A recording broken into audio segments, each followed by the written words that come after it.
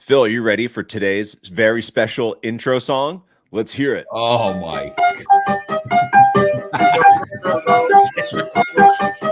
I came in with my ex like Selena, the flex, bumping Justin Bieber, the fever and left. She know what she need, I need her, she blessed, giving my best. Got my heart on the sleeve with a knife in my back. MLG. When I love him, then my brother, that's my stack. Metro made the beat, so you know that it's gon' slap. This is slap. good. Talking to a diva, she on my nerves. She think that I need her, kick her to the car. What'd you say?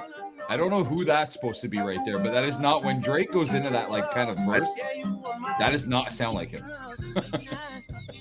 The weekend part is pretty Now that's a weekend. That's really well done. Anyways, welcome to the first minute. That was the AI generated song featuring The Weeknd and Drake. So like a computer basically made that song over the weekend. And it's pretty good. It was like I listened to it a couple times this morning, Phil. I was like, this is pretty decent. You know what I mean? Like It's this isn't, scary, and that's like man. the first try of something like that. Like that's the first iteration. So even you made the point that that's not what Drake sounds like when he goes high pitched, but it's like you could teach the AI that. Like you could feed it the parts that Drake does, and then it could adjust it, right? So I know that none of the artists have publicly commented on this yet. Like Drake hasn't said a word. Drake doesn't need to. Okay, Drake will be Drake forever. And I know actually Jeb Bush, who's a friend of the show, he hates Drake like with a passion. Okay, I got into it with Jeb Bush about that whole Drake and Pusha guy, fucking clown that revealed that Drake had a son, and we were going back and forth on Twitter. But I pretty much ended that thing when I posted a video of Pusha T. Is that his name? Pusha, whatever the hell his name is. When he came to Toronto and Drake's goons jumped up on the stage and chased him off the stage, he never came back after that. So that's where it ended. But then, anyways, bottom line is the artists haven't kind of commented on this yet, but I know that there's a motion in place to completely ban AI reproduced song or produce. Forget, these are not reproductions. If you guys don't understand what's going on here, that was not Drake. That was not The Weeknd. That was someone else who wrote those lyrics, recorded the song with their voice, and then found a way with this AI technology to put Drake and The Weeknd's voices as his voice. I don't even think, Phil, I think it's deeper than that. I don't think the person wrote the lyrics. I think they just fed it the lyrics. Like I think they gave it all of like the no, he wrote the lyrics. This guy, I went all the way back. He wrote the lyrics. Yes, he's a TikToker. He wrote the lyrics, recorded it in his own studio, and then put those voices over. Got it. Okay. Right. So now the artists and the artists are not saying anything yet because they don't want to sound crazy. But the managers and stuff, there's a motion with Spotify to completely ban AI because now it's like, and my daughter made a good point because I play this for her in the car. She's like, yo, that's crazy. Right. First of all, the tune is great. It sounded really good. Talking about Selena and stuff. And then, but like criminals could start using this. Like you could have recorded phone calls using someone else's voice. Like this, the sky's the limit with this stuff. It's really scary, man. Like seriously, dude, this is wild. Can you imagine? Like, let's bring this evidence into court. This is a phone call recorded with all that. Well, all that stuff LG will lose Osama credibility. Bin Laden, you know, like, right? Like that's wild, man. That's scary stuff. If you can pretend to be somebody else on the phone with AI technology, my goodness, I don't know, man. Well, I think if anything, it would then it'll make it really hard. I would see it actually going the opposite. That it's less so, hey, this person's going to go to jail because we have a recording of them doing this thing. I think it'll be more so, hey, this person should go to jail. We have this recording. We actually can't trust recordings anymore because of AI. So I actually think it'll be less, hey, this person's guilty, and more so it's hard to find that this person is guilty, if that makes sense. You know what I mean? I think we were the victims of AI technology. That's more so what I could. Yeah, because of AI, not when we went on not AI. No, it's AI like Allen Iverson, right? AI. Yes. Yeah. No, I just said when we went on like the 50 Cent Justin Timberlake song. The Tandy show, which used to be Top Shot Tandy, but now he's just Tandy. That's kind of like Diddy. Diddy went from like Puff Daddy to P Diddy to Diddy, and now I don't even know what he goes by. But Tandy had Donald Trump on the show when we were on, and he was like talking to us. Remember that? He was like, "Hey, the guys from the First Mint." That was insane. I'm like, how did he do that? Like, we were getting phone calls from the man himself, Donald Trump, and I'm like, this is scary, dude. Like, what? How did he do that? So I don't know. But this song is like, that could be on the radio and would be a banger, like right away. People would love it. Well, the thing is too, is that like, as soon as I see headlines like Spotify is going to ban this, like immediately I just think of Napster.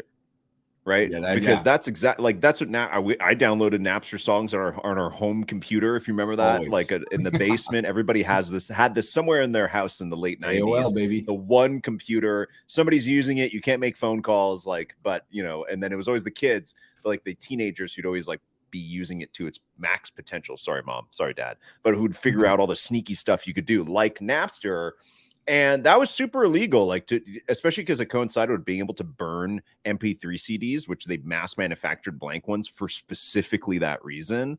And they could still legally sell them, just like you could legally sell like rolling papers before weed was legal. Like you can sell that part, you just can't, you can't sell the actual product.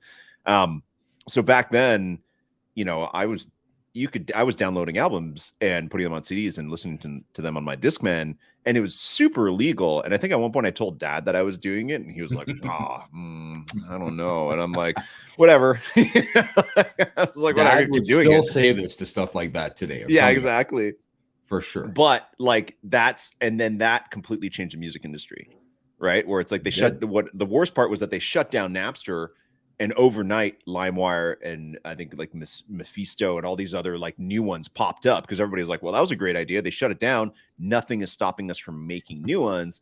So to me, it's like, sure, yeah, Spotify will ban it, but it's like there's a million other places to get music that isn't called Spotify. You know what I mean? Like there's it's so easy to make another Napster or something else. So many ways to file share. So it's like, to me, my phone can hold, your phone can hold MP3s. iTunes will play music that you just have on your phone. Like iTunes will play voice recordings that you make, so it can play songs. So sure, maybe Drake and Weeknd and Universal, they're going to ban it, and so Spotify and everybody, but somebody can still make them, put them on SoundCloud or whatever, like less controlled platform, and I can still listen to it.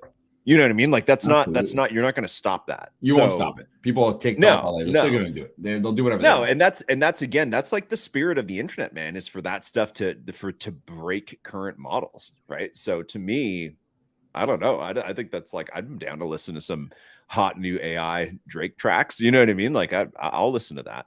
Yeah, because you know what? You're mixing someone else's creativity with their voices, which is, people enjoy Drake's creativity and his voice. So now you're kind of getting a remix of it from someone else, plus doing the song with The Weeknd, which probably not going to happen in real life. That's pretty cool. Like I thought it was really good. Now you mentioned rolling papers. Why did you say rolling papers? What does that have to do with? Seriously, I need to know this because I got to tell you something after. Do you know what rolling papers are? What does that mean? Like what they're made out of? No, you know what they are. You use them to roll like that's right. Or what does that have to do with the music? Or your own. You can roll your own cigarette. That's probably the more common accepted use. What I'm saying is that for a long time, marijuana is illegal, right? You can't buy and sell it, right? And that's until recently in Canada, that was the deal. And then your favorite prime minister ever said he was going to legalize it, and he did. All right. But I'm saying is that they were able to sell. I was just comparing it to burnable CDs. In the 90s, that's like, okay, well, like what else is somebody going to use an MP3 CD to burn stuff onto other than to burn their Napster tracks? Like there's nothing else you have that you're using that for, but they sold it anyways, knowing that that's what it was for, even though Napster was illegal. So I'm just comparing. I have to say this, and I know our mom and dad are going to listen, and I'm telling you, mom and dad, I'm giving you a 10-second heads up here. You might want to close your ears because this will be like super shocking to you. But now that we're much older, I figure there's stuff we can say that won't impact you that much. But when I was way younger, this is going to be bad. Like seriously, I gave you a warning. How young? What do you mean? Like in my teens, I think, like early teens, right? Maybe early teens. Like early teens, like 13 or like 16. Like what do you consider? More like 13, 14, something like that. I'd say 14, 15. I don't know. No. Hold on. No, this is not what you think. Okay. So when we were much younger, LG, you might not remember this. When we used to go to our late grandfather's house in Gravenhurst, Ontario, his wife at the time used to smoke. And I remember I used to ask mom, like, what is that? And she used to be like, all right, I'll let you taste it, or I'll let you try it just so you know how bad it is. Okay. I remember this. So as soon as I would say, yeah, sure. Okay. Let me try. Then obviously she wouldn't, right? Just take it. Just like inhale it as much as you can. Yeah. She's like, oh, yeah, you're interested in that? I will let you try these. And you'll see how disgusting they are. Send her to jail, man. But like, it's something you threaten kids with. Oh, I'll let you taste that beer. You'll be disgusted and want to throw up. She did that to me too once. Right? Yeah. So, okay, let me taste that cigarette. No, not allowed. Okay. But when I was older, and I really don't remember how old this was, at our old house, I actually went in the backyard one time. This is insane. I don't know what I was thinking. And I went outside with Kleenex.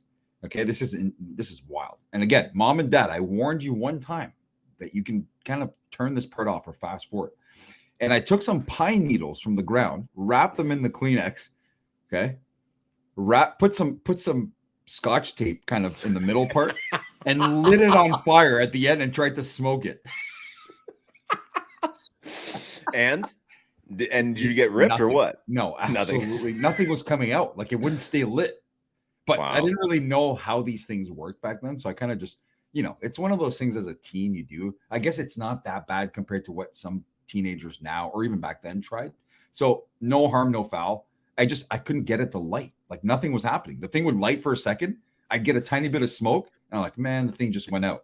So I figured maybe I can get something out of that, but nothing ever happened. God, and it's weird. I would never, ever got into like cigarettes or anything like that. I don't even know why I wanted to try. I wasn't a smoker.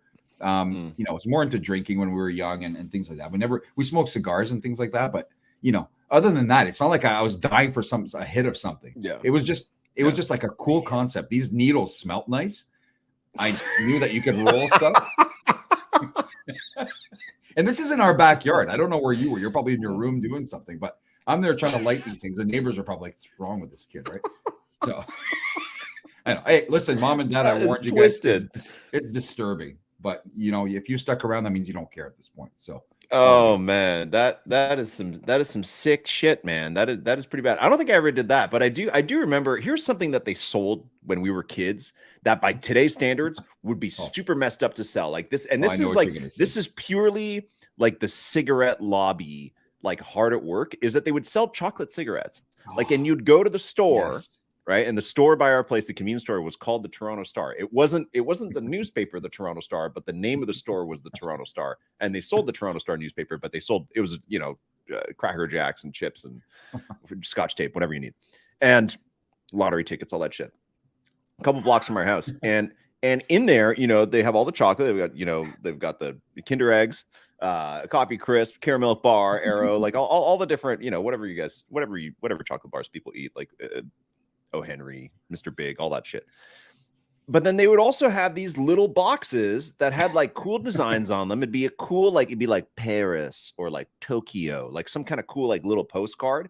And it was shaped exactly like a freaking box of cigarettes, like a carton of cigarettes, and it came wrapped in a plastic. And you buy Camel on it. Camel. It actually said Camel, like the European. Did it say Camel? Yes. Yes. Exactly. Absolutely. They're just like, let's start. So this is 90s, and they were like, even though they already know that cigarettes, obviously by this point they've known for a long time, cigarettes kill you, and it's like starting to decline, and they're starting to have smoking sections in restaurants. Finally, they're selling children chocolate cigarettes it's just like a little chocolate, terrible chocolate stick wrapped in paper so that children can get that and pretend to freaking smoke, right? Especially because you watch movies back then, and even like movies for children, the cool people would always smoke. Like the villains would smoke, but also the cool people would smoke. So you'd be like, just pretend to freaking smoke this thing, and then you'd eat it. But you could. It wasn't inhale; it was exhale, because you had to get the smoke to come out of the end of it. You couldn't inhale. There was actual smoke? I thought it was powder. No, it was like powder. What? But if you wanted it to come out, you couldn't inhale. It would go in your mouth and make you choke. You have to blow into it so that all the smoke comes out like outwards. I gotta look. Seriously, it was. You had to blow into it, and all the smoke would come out like you're smoking. We gotta look these up. We gotta look. The photos immediately are amazing. Here we go. That would not be. Here we go. Here they are. Yeah, here they are. There they are. See, Vessel. Sorry, not Camel. It was close to Camel. They would use like the actual logos of real cigarettes. No, there are Camel. I'm telling you, there was Camel. Dude, they look so much like cigarettes. It's even worse than Lucky Star chocolate cigarettes. Old You Star have to Candy. Look at this. blow into Look at it. this. It's a box, and it's a little blonde kid with blue eyes, and there he goes his Campbell, and he has a giant cigarette in his mouth, and it's his chocolate cigarettes. Pall Mall, cool. This is fucking insane. Honestly, Man, they were like, this is totally fine. You know, Sell that's this to something that's really, really changed from our time to now. And that's not even that long ago. We're talking like 20. It's convenience stores and what convenience stores meant. Like you'd go to convenience stores and the wildest things would happen in there. Like they had the top row of because back then you had to go buy your magazines, right? You wanted Sports Illustrated, you had to go buy it or subscribe to it. You wanted something, you had to go to the store. And then that top row with all like the porn stuff was like super sacred.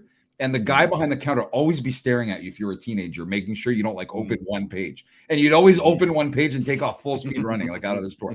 Like that was wild. That doesn't happen in today's day and age. Nobody yet in this day and age, because now you can go, you can do whatever you want on the internet now. Like it wasn't that easy for us back then to access things that we didn't, we weren't allowed to. But today's day and age is like, man, you know what I'm calling the section, because I don't know if you noticed, but I label the sections in the description and then also on YouTube, so that YouTube kind of splits it up. But also, so when people are opening up like a 2-hour long podcast, they know they can skip ahead to the Top Shot part or listen to these parts. So I'm labeling this part. Phil used to make his own cigarettes.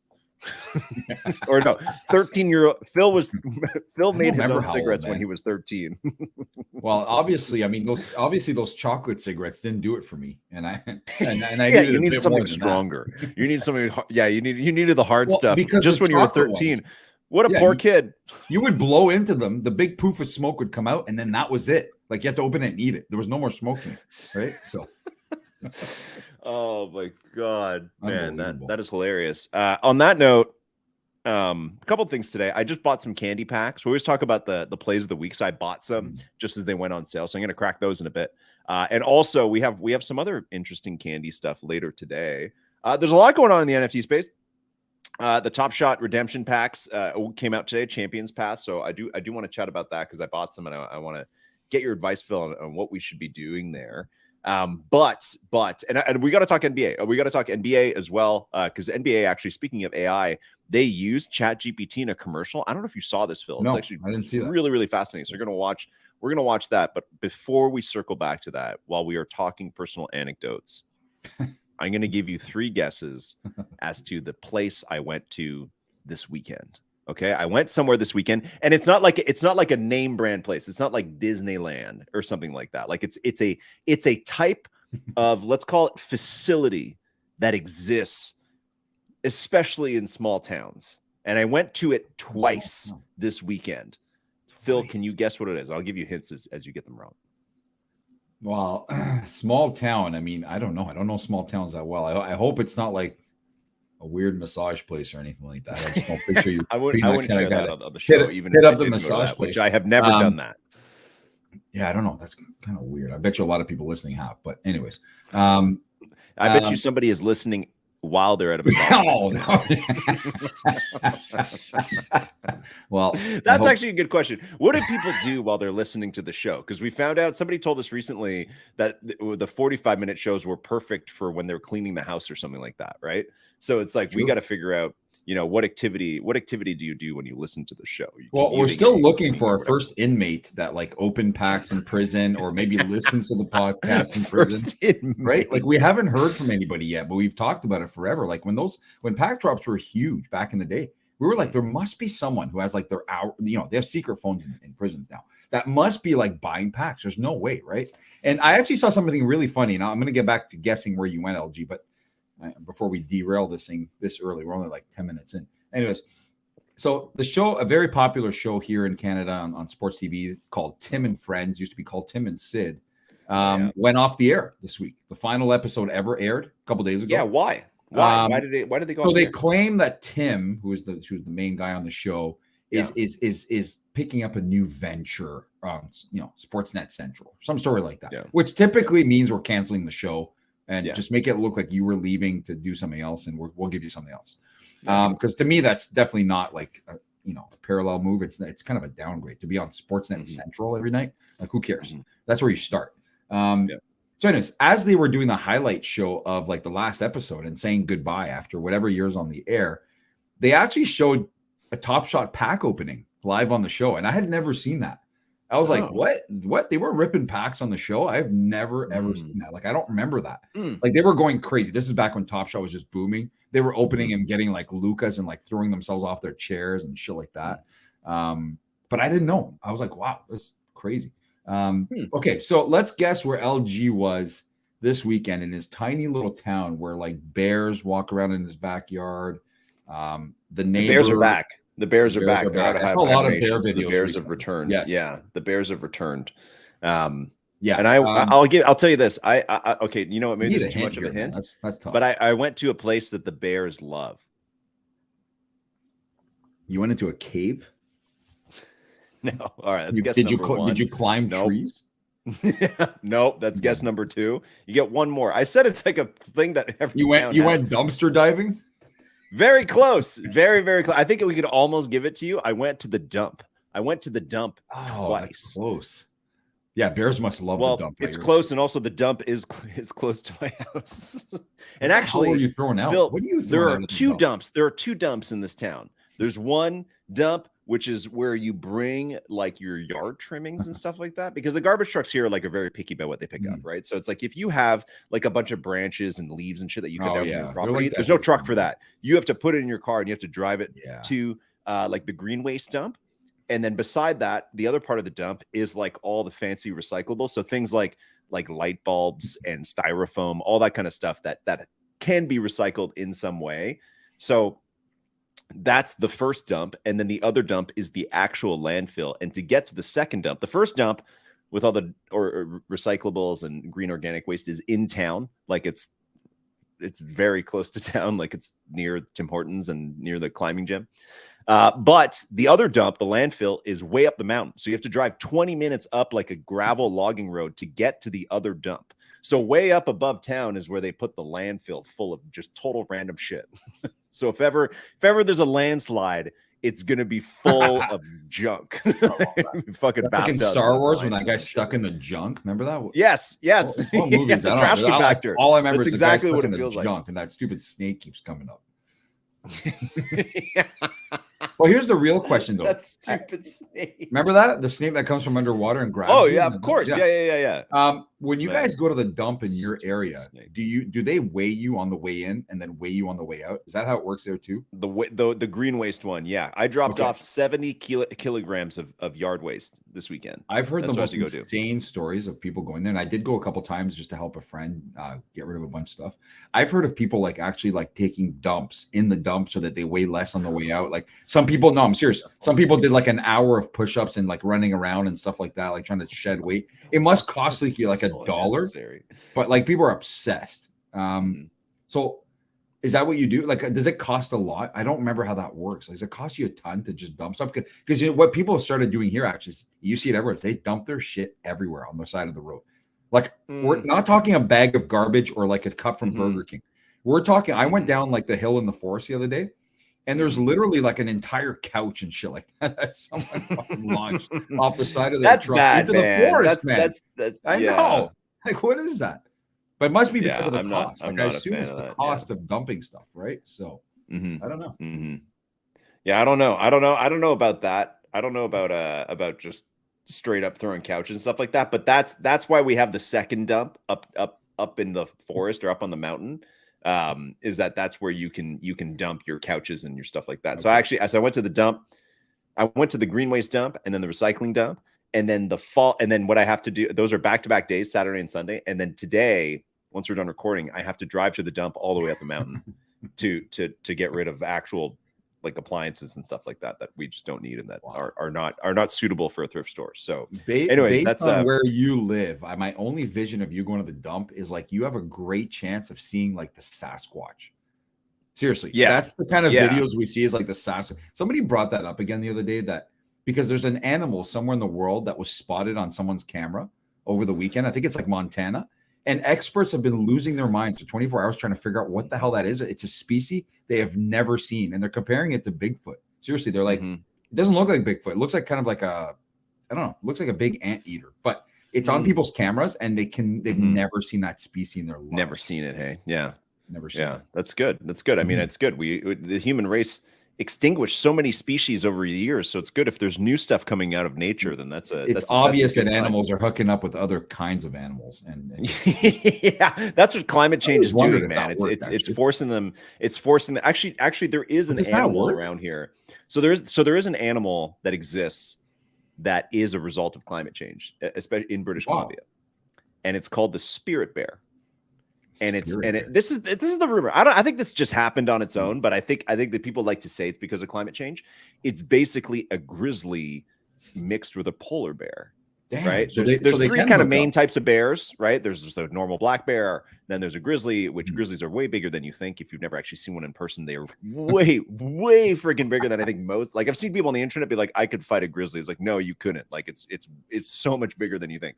And then a polar bear is like two times bigger than that. Like a polar bear is like a monster basically.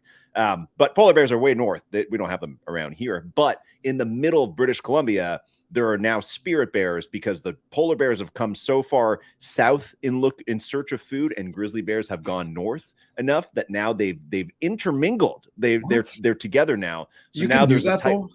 Like you can hook up. Well, some of them did, Phil. Some of them decided to do it. Oh man. Hold on. No I'll show you. I'll show you. Yes. No, but okay, but here's an example. Like a cat can't go hook up with a rooster and create like a half, Yeah, but these are bears. These are bears. Okay, so it's all this. It has to be the same kind of animal. Okay. Yes. Yeah. It has to be the same type of animal. I didn't say like a moose got it on with a grizzly, man. But anyways, this is so it's like it kind of just looks like a dirty polar bear, but this is a spirit bear. Okay. Yes. Anyway, so they called it a spirit bear. Yeah, of all the names they could have come up with, it makes sense. Yeah. Make it some kind of fun. So yeah, spirit bear. Can you show us what happens when you mix old Sam Smith with we don't know what happened to that guy? Did you see that thing going out today? They showed Sam Smith like 3 years ago, and they showed him today, and they're like, "What in the hell happened to this guy?" Like he wears like pasties on his nipples. The singer? Yes, pull him up, man. Have you not seen what he looks like now? Oh my goodness, he did an all ages show where he did like a striptease wearing pasties on his nipples and all sorts of stuff. But they showed him like 3 years ago wearing a nice suit, really well cut, and great songs and all that. And this guy is just fully transformed into full like. We're not getting into that topic, but this happens to every star though. I will say every singer, celebrity, or even musicians. Like go and look at like the first recordings of like the Beatles, and they're all like just normal. They're all like we have our little suit, our little bowl cuts. We all look the same. And then like literally go like 3 years later when they're like international, massive. They've become so individualistic that they're gonna break up. And they look freaking insane. I'm sure at the time people thought they looked fucking crazy, honestly. Like now you look at the last photos of the Beatles when they're together, like their last show on the rooftop and stuff. You're like, that is a normal, like set 1970s outfit or late 1960s outfit. Like it's totally normal. But at the time, I'm sure most people were like, those guys are fucking crazy. Like those guys are dressed so insane. So and every other pop star has had the same thing happen. Like even like think of Drake, actually. Drake's a good example. Go to earlier Drake. He's young. Yeah. He just looks kind of, normal, or is normal for a rapper. He's just kind of wearing like normal clothes, nice looking kid, whatever. But then now he's just so blitzed out, right? It's crazy like hair. And he's got all his earrings. And for a point, he had that little like slit in his hair. Always wearing really crazy clothes. So I think people just kind of evolve. So. But yeah, thanks. I'll go and I'll look up some. Look him up, man. If you only know Sam Smith from 3 or 4 years ago, you'll be shocked with what you see now. I like Sam Smith. He had a good James Bond song that he did for one of the Daniel Craig movies. I like some Sam Smith music. I'm down with that. But we'll have to take a look at his fashion choices. Phil, let's talk playoffs, man. Let's talk playoffs. Yeah. Like honestly. I'm really glad I caught the games that were good this weekend. I felt like I knew which ones to avoid. So I feel very fortunate to have been able to watch like both pretty much the entirety of the Warriors game, as well as the Suns and Clippers game, which is also fantastic. So what were your thoughts overall first weekend of the playoffs, game ones across the board? I got to watch a lot more basketball yesterday than Saturday. Saturday I was really busy. I actually went out into the woods for the first time this year. And in the woods, you know how it is around the city. The woods are not really the woods, but they're still the woods. Yeah. And you know what? I just needed to get out, get a nice little workout in. But so I missed a lot of the games. I was following on my phone, but I watched almost every game yesterday. And what kills me, and I watched every highlight though, so I saw everything. What kills me is that this happens every year in both the NBA and the NHL, is in the first couple of days of the playoffs, everyone declares this the wildest and best playoffs of all time. It happens every year. Go back to Twitter and look at the last 10 years of NBA basketball. And every single year, people are like, I don't remember playoffs this being this good ever. And I'm like, okay, well, I mean, we go through this every time.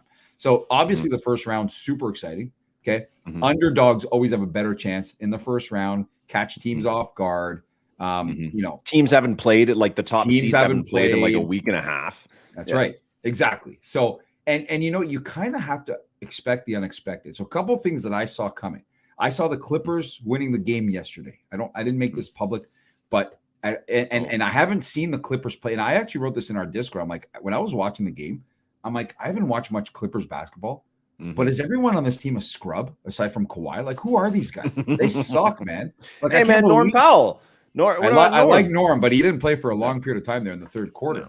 And Terrence man, those guys were awful. Like, dude, Westbrook was missing every shot on the planet. And who's the other one? Oh, Eric Gordon. Oh my God, dude. He hit a bunch of shots in the first quarter, and then he bricked everything for I think he bricked like 10 in a row until he hit a big shot near the end. But Eric Gordon reminds me of just Top Shot pack drops, where like the car, if you get like you're getting like a metallic gold pack or something, and you're like, please give me the Tatum or the Jaw, and then you open it and you get the Eric Gordon, you're like, fuck, like he's one of those guys that it's like he's the least, he's always the player that you don't want, but somehow has a moment for each of the tiers. Him and Malcolm Brogdon, it's always like, and Brogdon is much better, but it's like I'm just saying, it's like that tier, or one of the Bogdanoviches. It's true. Always. It's always that class of players. You're like, no, I don't want this guy. So that's Eric Gordon reminds me of that. Clippers was impressive. Now, Kevin Durant has lost, I think, 7 or 8 playoff games in a row now. Okay. That's right. And I noticed that when KD is not on the floor, that team sucks. Okay. They really, really suck. I don't care what anyone says. I don't care what CP3 put up. All right. It doesn't matter. Putting up numbers is one thing, but actually leading your team to wins is another. And it was so bad that KD had been on the entire third quarter. They had a 7 or 8 point lead. KD went to sit for the last 2.5 minutes of the quarter. And after a minute, the game was tied again. So Monty had to put him right back in with 1.5 minutes left in the third. And he only got a minute break. And that's like a major panic move to do that. But that's how bad it was. Like the team, they looked awful. And Devin Booker, again, man, at the end of the game, you lost by 5 or 6. I don't know what could possibly going on the court. Starts crying to the refs nonstop about something. Okay. Like, dude, I will never get over him crying about the Raptors mascot in an empty arena, that the Raptors mascot was being too making too much noise, I guess. I don't know. Yeah. And he had him thrown out of the arena. I was like, dude, are you some kind of crybaby? I don't like that stuff. But man, definitely some really good games. I could see why people are saying this is the greatest playoffs ever. The other thing I saw coming is I saw everyone throughout the day, people were like, look at all the upsets. Wow. All the road teams are winning. And I'm like, okay, the late game is Denver and Minnesota. And I know exactly what's coming here. Denver's looked like shit for a month and a half now. They've looked like complete garbage. And I hate to tie this back into betting. It always does. But all day, the underdogs are winning games and all that. So obviously the mentality, the last game of all sports of the weekend was Denver and Minnesota. Minnesota, a big underdog. And all I kept hearing was Minnesota. Oh, yeah, Minnesota's going to win. Minnesota's going to play so well. I'm like, you know what? Denver's going to smoke these guys, man. 100%. Denver has it in them. They're at home. Minnesota just played the play-in. They have to go to altitude, okay? And Minnesota to begin with is not a good team. Sorry, dollars. No. They're not a good team. No chance. So they might win a game in this series. They might, but Denver, kind of reassured everybody, hey, listen, we're here for the playoffs. This is just how Denver's ready to take care of business. And one note I do want to make about Phoenix is that like that year, like there won't be asterisks to the bubble playoffs or to the 2021 season. But we're not going to talk about bubble playoffs and whether that counts for LeBron as a championship or not. But what I do want to talk about is that 2021 final when we were all on Top Shot at the time. That was Milwaukee and Phoenix, where the Bucks won. Yes, that's right. And Phoenix going all the way to the finals. Chris Paul's first finals appearance. And after that, naturally, it doesn't matter what the context was. When a team makes the finals, everybody just assumes that they're going to make the finals again. Like when the next season starts and everybody has to pick teams, everyone's like, it's going to be these teams. Like same NFL this year. Who are the two teams that are going to face each other? NFL's the worst for that, actually. Like it's the same thing. Be like Chiefs and Eagles, of course, again. Right. Like, and it's like, no, like that's maybe, but like, it's not a given. Like you get lucky a lot of different times to make it to the finals, unless you're like one of the all-time incredibly dominant teams. Otherwise, every team needs luck. Every team has some circumstances. And even the Raptors is a good point. Like we would not have won the title if not for so many different things that went our way. Like the Kawhi shot is one of the most obvious ones. Durant and Klay Thompson getting injured in the final. Like there's a lot of different what ifs, right? And I'll admit that as a Raptors fan, that it's like, and that's how it works. And it doesn't make the title not a title, but it also should affect whether you think that team can come back next year and have the same string of circumstances. So that 2021 year, look at the teams that Phoenix beat. They beat Lakers in the first round, who Lakers again were in the play-in, right? So that was a decent win, but they were clearly the better team. I think they'd had a great regular season. Then they swept Denver the next round. Denver didn't have Jamal because he was still out from the bubble injury. That's right. And then they beat the Clippers, who didn't have Kawhi in the conference final. They still lost 2 games to the Clippers. Yes. And then they lost 4-2 against Milwaukee. And even I will say the Bucks, who I think definitely, if Giannis is okay and Middleton can refine his form, or because he's been injured as well, definitely good title favorites, right? The best record in the league. For sure. But that title for them, like there's that big Kevin Durant, his foot was on the line shot in Game 7 of the second round, where Milwaukee just won in Game 7. But that's, if Durant's foot wasn't on the line, that's a completely different game.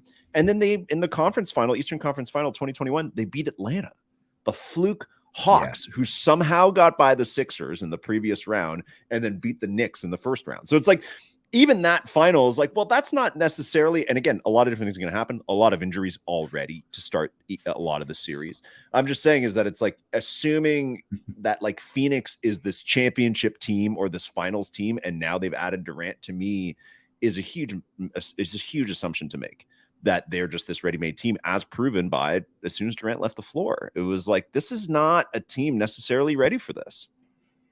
That's right. I'm more on the side of a Warriors being ready for this, because you know what, they got one of the greatest games of the first round, or the first set of games was the Warriors and Kings. And Kings, great on them. I mean, they're running off that energy of first playoff series in 16 years or whatever the hell it is. But the Warriors after that game were kind of like, all right, cool, all right, you kind of you didn't even punch us in the face there. You gave us a little shove. And guess what, bitch? We're here now. Like, all right, cool. You want to do that? Well, the other thing too is the Warriors gave it to Wiggins twice in the last 2 minutes But the Warriors have always been like this, though. They of course, everyone on the floor. Yes. They've been like this forever under Steve Kerr. And it just so happens, obviously, that Klay and Steph get most of the big shots, but they have never hesitated to let Draymond shoot for game-winning shots. They've never hesitated with other players. If they're open, they're open. If they're good enough to play in the lineup, they're good enough to play in the lineup. That's just the approach they've always taken, right? And you don't see them get mad at that. I wouldn't have gone with Wiggins. Obviously, he's missed so much time, but he did play well in the game, so it didn't matter. But the Warriors, to me, is kind of like something like that can really wake them up. But they're not going to have it easy getting through this series, but I think they will. They kind of embrace this adversity, right? But before we talk a bit more playoffs, can we just talk about the Toronto Raptors? Because we haven't had a show since. Can we talk about Nobody wants to talk about We're not. We're not actually. We're talking about the fact that the Toronto Raptors got bodied by a 11-year-old girl. I'm going to say, I don't know how old she is, but dude, you need to find an audio clip of this. Okay, she's 9. For those everybody knows about. Now everybody knows about this, don't they? No, you know who I'm looking at right now that's listening? Guaranteed you, he's listening. He doesn't know about this, and maybe I'm wrong. Is our good friend Raptors News? Okay, I can promise you, he has not heard the story. And he's going to be hearing this for the first time. So those who don't know, DeMar DeRozan, who was a lifetime Raptor until he was traded to the San Antonio Spurs for Kawhi Leonard, which was a championship-winning move by Masai Ujiri to do that. Everyone hated it. Everyone said, screw this franchise, cancel season tickets. We're never going to be fans again. And he made the move, and it won us a championship. DeMar DeRozan was back in town. And his daughter, her name is it Dior? She was actually born in Toronto because, DeMar played here when when his wife was pregnant. And they ended up coming back to the city. She was not supposed to make the trip to Toronto for it's not the play-in game. It's what do you even call that thing? Like It's the play-in tournament. It's the play. Okay. Well, it's still the team that loses goes home. So it's a play-in semifinal. Yeah, play-in semifinal. But okay. Yeah, that's fair. So the Bulls were in town, and she was supposed to not come, but she asked if she can come, and DeMar said yes, and brought her. But nobody knew this. Okay, nobody knew this. This wasn't news. And once the game started, and I noticed it, I was actually watching with my son, LG. Okay, we were watching from start to finish. I noticed that every time the Raptors would take a free throw shot, there was like a blood curdling scream coming from somewhere in the stands. Let's hear and it. I'm like, okay, hold on. Yeah, let's hear it. Here it comes. All right. Where's the audio? There we go. Oh, no, I didn't hear anything. Only you heard it, I think. I don't think we can hear it. I can't hear it, LG. Oh, you didn't hear it? Hold on. Let me pull it up. Oh, wait, our audience needs to hear this. Okay, because you're right. When I heard it after the fifth time, I was like, okay, something's wrong here. And I'll tell you what I did to find out what it was. This is it. Tell me if you can hear this. Big shot maker. Yes, we can hear it. Here we go. Little play. Yeah. Big result. Tough. And there's Diaz doing work. Okay. All right. So that was this is Scotty Barnes missed free throw, which I think this is way later in the game. Like 80. When someone on Twitter, and actually I know who it was, first said that is I'm here, and that's DeMar DeRozan's daughter. But if you go read tweets from before she was identified, there is some nasty stuff out there. Like I said to my son, he's like, I don't know what that is. I'm like, I'll tell you right now. If I search the words Raptors and scream on Twitter, we're gonna die. We're gonna find some gems in here because I know someone else noticed this. So sure enough, I searched it, and the first thing it says something like, someone goes, I'm offering $5,000 for someone to slap that Ute or whoever it is, or to find whoever that is. Like all this crazy shit. And like people were losing it. Like, what is that? And then finally some sleuth who was at the game said, that's DeMar DeRozan's daughter. Then ESPN picked up on it. Stephen A was like, watch this. And I don't care what Pascal Siakam says or anyone on the Raptors, that noise affected their free throw shooting. I don't care what. Of course, 100%. Of course, man. Because when you're the home team, it is quiet in the arena. Okay, you'll hear the occasional idiot from the Raptors screaming stuff. He doesn't get it. It's the home team, not supposed to make noise. But this wasn't just noise. This was a scream where if you heard this outside the arena, you'd probably call the police or look for someone getting brutally assaulted. And they were missing free throw after free throw to the point where I think they missed 18 total. I think that ties an NBA record. We're talking the history of the NBA for a playoff game. And it's the highest total of missed free throws in the NBA of all games this year. So Pascal Siakam, when you come out in that news conference after and you're like, oh, we kind of heard something, but no, I had no impact. Dude, bullshit. She was the superstar of that game. You lost that game by like 4 points, whatever the hell the final score was. That was the gave it up right at the end. Yeah. And I know DeMar is a good dad, and he said DR has to be at school on Friday for the game against Miami, because first question after was like, will she be in Miami? Right? We need her in Miami. I mean, she literally won that game. She was their MVP. And he's like, no, she has school. I'm like, dude, hold on a second. She's 9 years old, pal. Okay. Learning how to connect, like freaking whatever it is they do at 9 years old, you should have brought her to the game. She's now an internet sensation. But then I heard after that there was like death threats and all that. And just so people know, the threats that came out were definitely not from Raptors fans. Someone actually said it. I think it may have been Fred VanVleet, but that's coming from like people who bet on the game and they're pissed off. And I saw these comments that she should have been removed. Why? Why should the home fans be allowed to do whatever the hell they want and the road fans can't make noise, right? For three. I thought it was brilliant. And then I noticed on one of them, because they were showing different angles now. Now, every time there was a free throw, they would show the behind angle to show her screaming. And I'm like, wait, who's that guy sitting almost next to her? Dude, that guy looks like Steve Urkel. And it was Steve Urkel, because he posted videos after he was right beside her on the other side of the basket. And on his Instagram, he kept posting videos. He's like, watch this girl. And then he would go nuts that she would be impacting the free throws. What's his name? I forgot Steve Urkel's name. Stefan Urkel? Oh, that's hold on. I gotta find that's not his name, dude. No, but that's his name in the show. What's the guy's real name? Dude, I don't know, man. There's nobody. Hold on. There's nobody beside her. You must have been sitting. No, so you know how she's on the left of the basket behind Superfan? Yeah. On the right of the basket is Steve Urkel.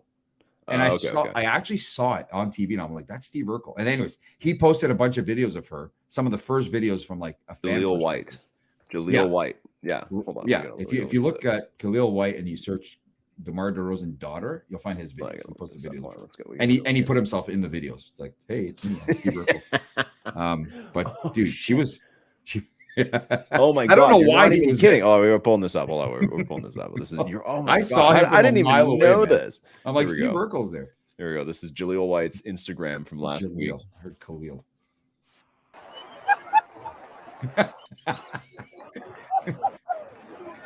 About it. Oh, such a good view too. Look at her winding up. She's like winding up her lungs. Superfan definitely pissed. You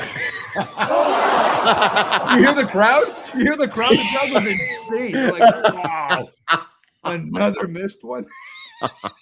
This is such a Toronto sports thing, the entire story of it. Like every single facet of this story is so Toronto sports to me. Like, you don't understand. Like, Toronto somehow is always a hotbed of like Toronto has the weirdest shit happen to it. I know, like, New York, LA, like all the other big North American cities, yes, they're super weird. They have tons of weird stuff. But Toronto has all these weird things. Do you remember, like, especially internet sensations? Like, do you remember a couple years ago there was the eulogy or the memorial for the dead raccoon on the sidewalk? Yeah, viral international attention. There was the psycho chair throwing girl who threw a chair off a balcony of an apartment and got arrested. And chair girl, yeah, always OnlyFans sensation now. Yes, yeah. Chair girl. So there's always like an anomaly, I feel like, that only happens to Toronto. And then on top of that, for a long time and still now, only the absolute worst sports moments happen to Toronto. And they're not just huge collapses. They're collapses through really weird circumstances like this. And I will say, Toronto's been fortunate that in the last 10 years, we've actually had some nice moments happen to us for the first time, with like the bat flip and the Kawhi shot and stuff like that. So we've actually been fortunate. Nice things have started to happen to Toronto, which is good. But for a long time, this kind of stuff has been the story. And to me, of course, like playing tournament, who cares? Like, it's fun to see these teams playing a one game take all. Like Shea had two great games. Fun to see him ball out, and they couldn't get past the Wolves. The second one, whatever.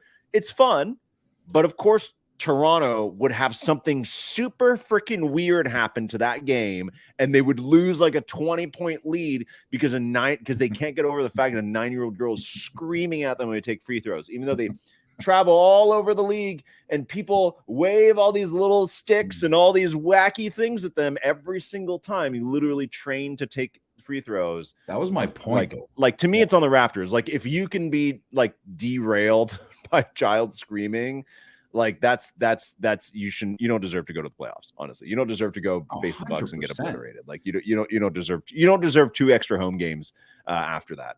And then to deny it was the funniest thing. Like, no, dude, it absolutely did. Even DeMar was like, yeah, I don't usually hear stuff, but I heard something and I had to look and I saw my daughter. I was like, right. And the mom was so casual. It's like, she wasn't even embarrassed. She was like, yeah, go nuts. Right. And super fan, obviously furious. Right.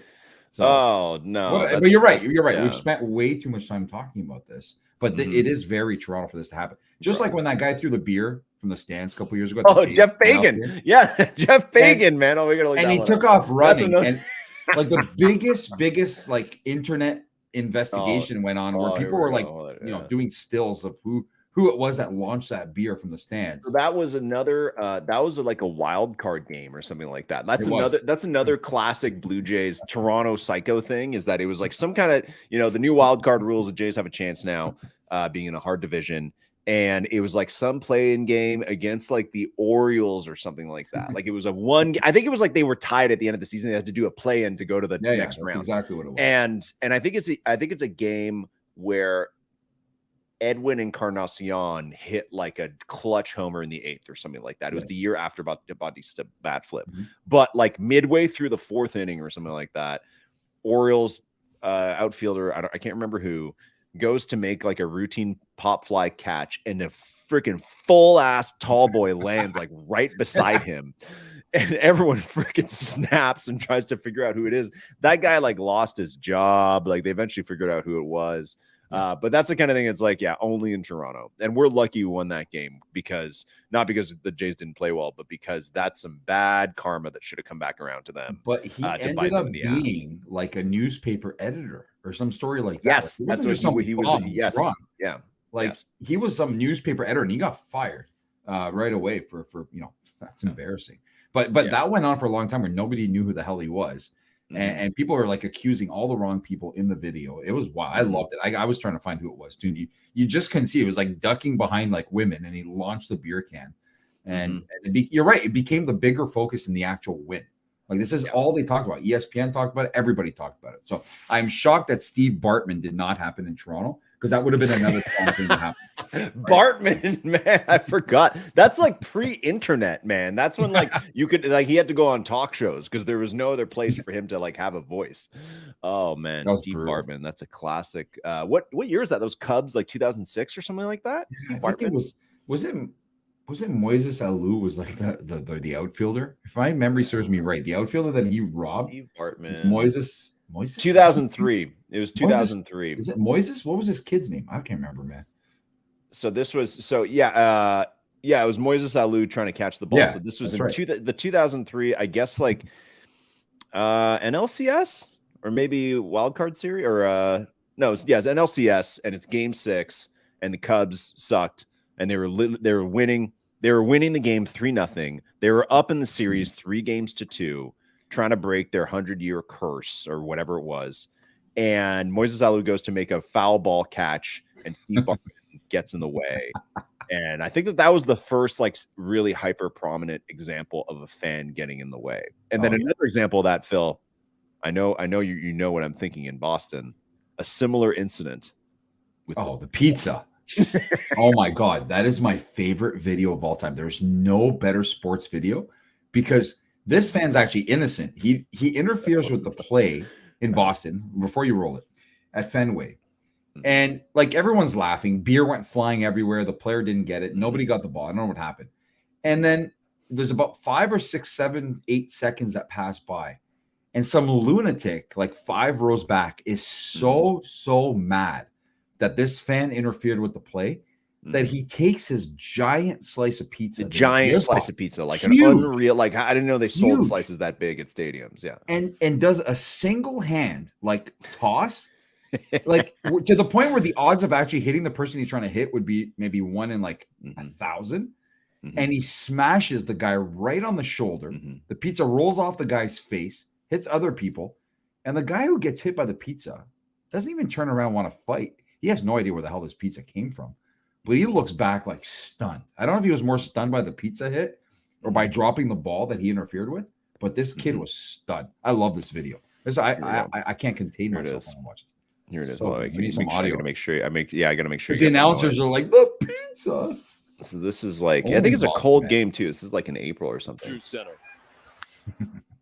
Red Sox are up 7-1. Left side, ranging is Cabrera now. Anderson.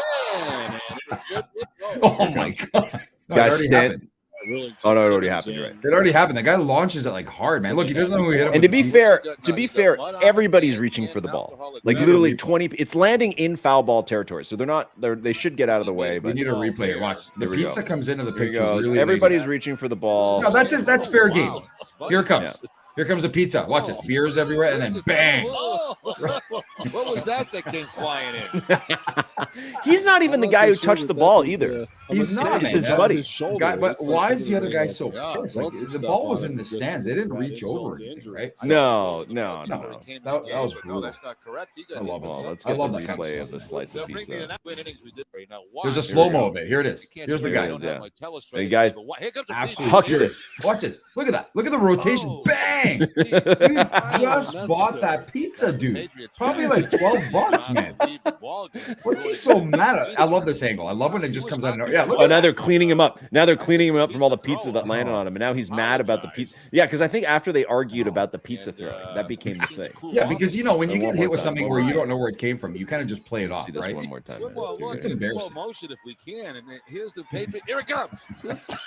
I'm going to throw my pizza to the That is very Toronto because they spent a good 3-4 minutes replaying it, and they didn't talk about the actual foul ball. They only talked about the pizza toss for 3-4 minutes and analyzed the whole thing. And Phil, another again, Toronto fans again, Blue Jays again.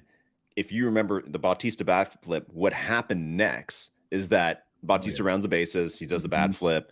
The Angels, or no, the Rangers, sorry, are like a little bit mad about it because he flipped his bat, and that stupid relief pitcher on the Rangers, forget his name, but I hate him. Sam something.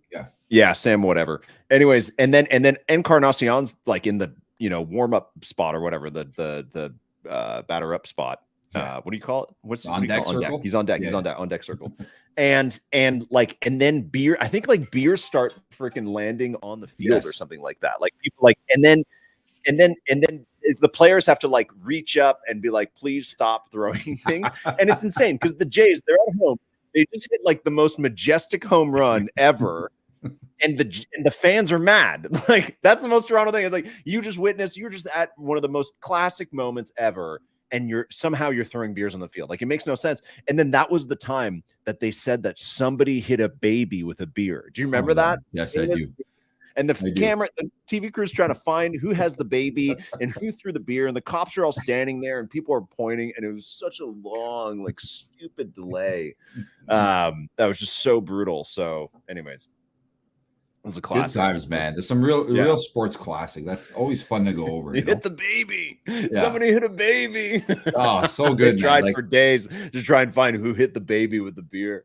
But like going back to DeMar's daughter, that was just like, had that been a woman or something, I think it would have been received a lot worse. But it's not just Toronto; it's so Raptors for something like this to happen. Just like when Masai Ujiri came out and and he said "fuck Brooklyn." Remember that thing? And that became the focus of the news. And they ended up losing that series. That was Toronto as well. And another example is the World Cup of Soccer last November. The Canadian coach, after one game, is caught saying like "fuck Croatia" or something like that, right? Oh yeah, that's right. Right. And what happens? The entire country wants to murder him, right? Yeah. And then they smoke Canada. But anyways, I don't know. I thought it was such a good moment. I'm a big Raptors fan. Raptors stood no chance of advancing in a 7-game series against anyone else in the conference. No, we stood little chance of advancing against the Heat. Like there's no, there's no way. So who cares? Yeah, that's the only thing is that like I'm at the stage with Toronto sports right now where if I don't feel the team has a chance, like at a championship or anything, I'm just like screw them. I kind of hope that we lose. I'm like this with the Leafs right now. As excited as I want to be for playoffs, since we haven't won a series in 19 years. And I don't like the current management group or the coach or the president or anybody, I'm like, man, I won't be that upset if we lose because I know they're going to clean house. They have to do it this year if they don't win, right? So, this is where we're at with Toronto sports. But other than that, I think the NBA lived up. The games actually lived up to everything we thought they would. The Lakers, of course, the drama around the Lakers game, halftime. I'm getting a million pings that AD is hurt and probably out for the playoffs. Oh my God, Memphis is gonna win. Blah blah blah. Everyone's going crazy. I'm sure people in Vegas went nuts on Memphis at halftime with this news, right? Oh yeah, for sure. And then, of course, the second half starts, and guess what? For the millionth time this year, after leaving the game to go to the locker room, AD is back. There must be that has to be something that's offered next year at the books is like an over under on how many games AD leaves and comes back because he thinks he's dead and he's like, oh shit, I can still play. So he came back, he dominated, the Lakers dominated, and now the Lakers are looking again. I mean, we didn't say this last week when they looked like shit in that first playing game, but the Lakers are once again looking like they're going to be hard to beat. So for me, the West is a million times more exciting than the East. I don't know what it is. I tried to watch that Cleveland and New York game, and I was kind of bored. I know there was a good game, but it bored me. But there's something about the West and the players in the West, like everything. KD, the big crybaby too. Him and Kyrie are now crybaby because they keep changing teams, right? LeBron is LeBron. Like LeBron, no matter what's going to be wild because crazy shit happens when LeBron plays. And then you got the Warriors with all their drama, right? With and then the Kings is a great story. There's something about the series in the West that excites me way more than watching Celtics and Hawks. or No, Cavaliers, like right? the East, we're just waiting for I the don't know second what it round. is, man. Honestly, exactly. yeah. You're waiting for the East, end you're game. just waiting for second round. Like, there's no surprises there, and of course, sure, like, okay, if Giannis is out for the series, Jimmy Butler's playing super well. Hero's going to be out as well, but like, okay, yeah, maybe the Heat could take it, but the Heat took the Celtics to 7 games in the ECF last year, so that's not a surprise. They had a shit year, but they don't not have a team that can perform well. So but even then, that's not that sexy. The West, which was an absolute logjam all year. So I think it's like that's what makes it so much more fun, is that it's just like these are good teams, and also there are way more expectations in the West. And the characters, you know what I mean? Like in the right? East, like there's no, like, apologies to Knicks, Cavs fans, all that kind of stuff. Like there's no, yes, perhaps they could win the title, but there's no expectation. There's nobody's legacy is at stake. Even if the Sixers don't get past the second round, it's like, okay, well, try something different with Embiid, like blah, blah, blah. Like, but it's not that big. And if anything, it's like the Celtics, are due. After a trip to the finals last year, like that's interesting. Who's going to be in the Eastern Conference Finals, who's going to come out of it and potentially win from there. But the West, God, there's so much at stake. There's so much at stake for LeBron and for Phoenix and even the Clippers, right? It's like, oh, this whole experiment, it's been 4 years now. They're all in. Exactly. Yeah. So you're right. The Knicks is like, that was the first time in a century that the Knicks win a game 1 on the road. I'm not joking. So that was like, okay, cool. All right. I think Knicks fans will be happy with that. Cleveland, I love Donovan Mitchell, but like boring, dude. Just boring. Like what? There's nothing to follow there. Right? These are teams, but like Cleveland and New York are teams that it's like, okay, well, they went out and got a player, a key player in the offseason, and it's paid off for both of them. Like, okay, that's an interesting series to watch.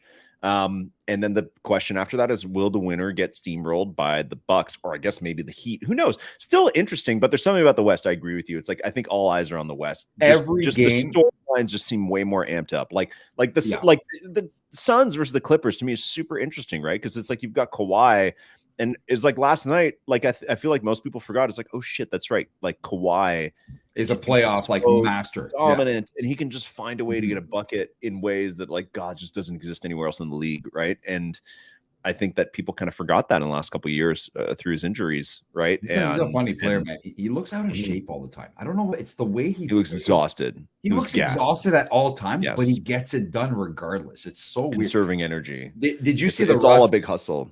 Did you see the Russ fight with the fan after the game? Yeah, I did. Dude, he went into like the hallway. He went into like some cafe. Like, if you look at that video, what's he doing in there? Like, it's not even like a hallway to the dressing room. He followed some fan into some kind of like lounge where you can get food and stuff, and just destroyed the guy. While his kid, if you watch the video, his kid is trying to eat a steak with no utensils and just his mouth. And then Russ comes in, calls the guy a crazy motherfucker or whatever they call it. Hey, here's a trivia question for you, Phil. Who is the last player in the NBA? And this is on the lines. I was thinking about this along the lines of like Embiid, Jokic, Giannis, MVP debate. Who's the last player in the NBA to win the MVP and the championship in the same year? Oh man.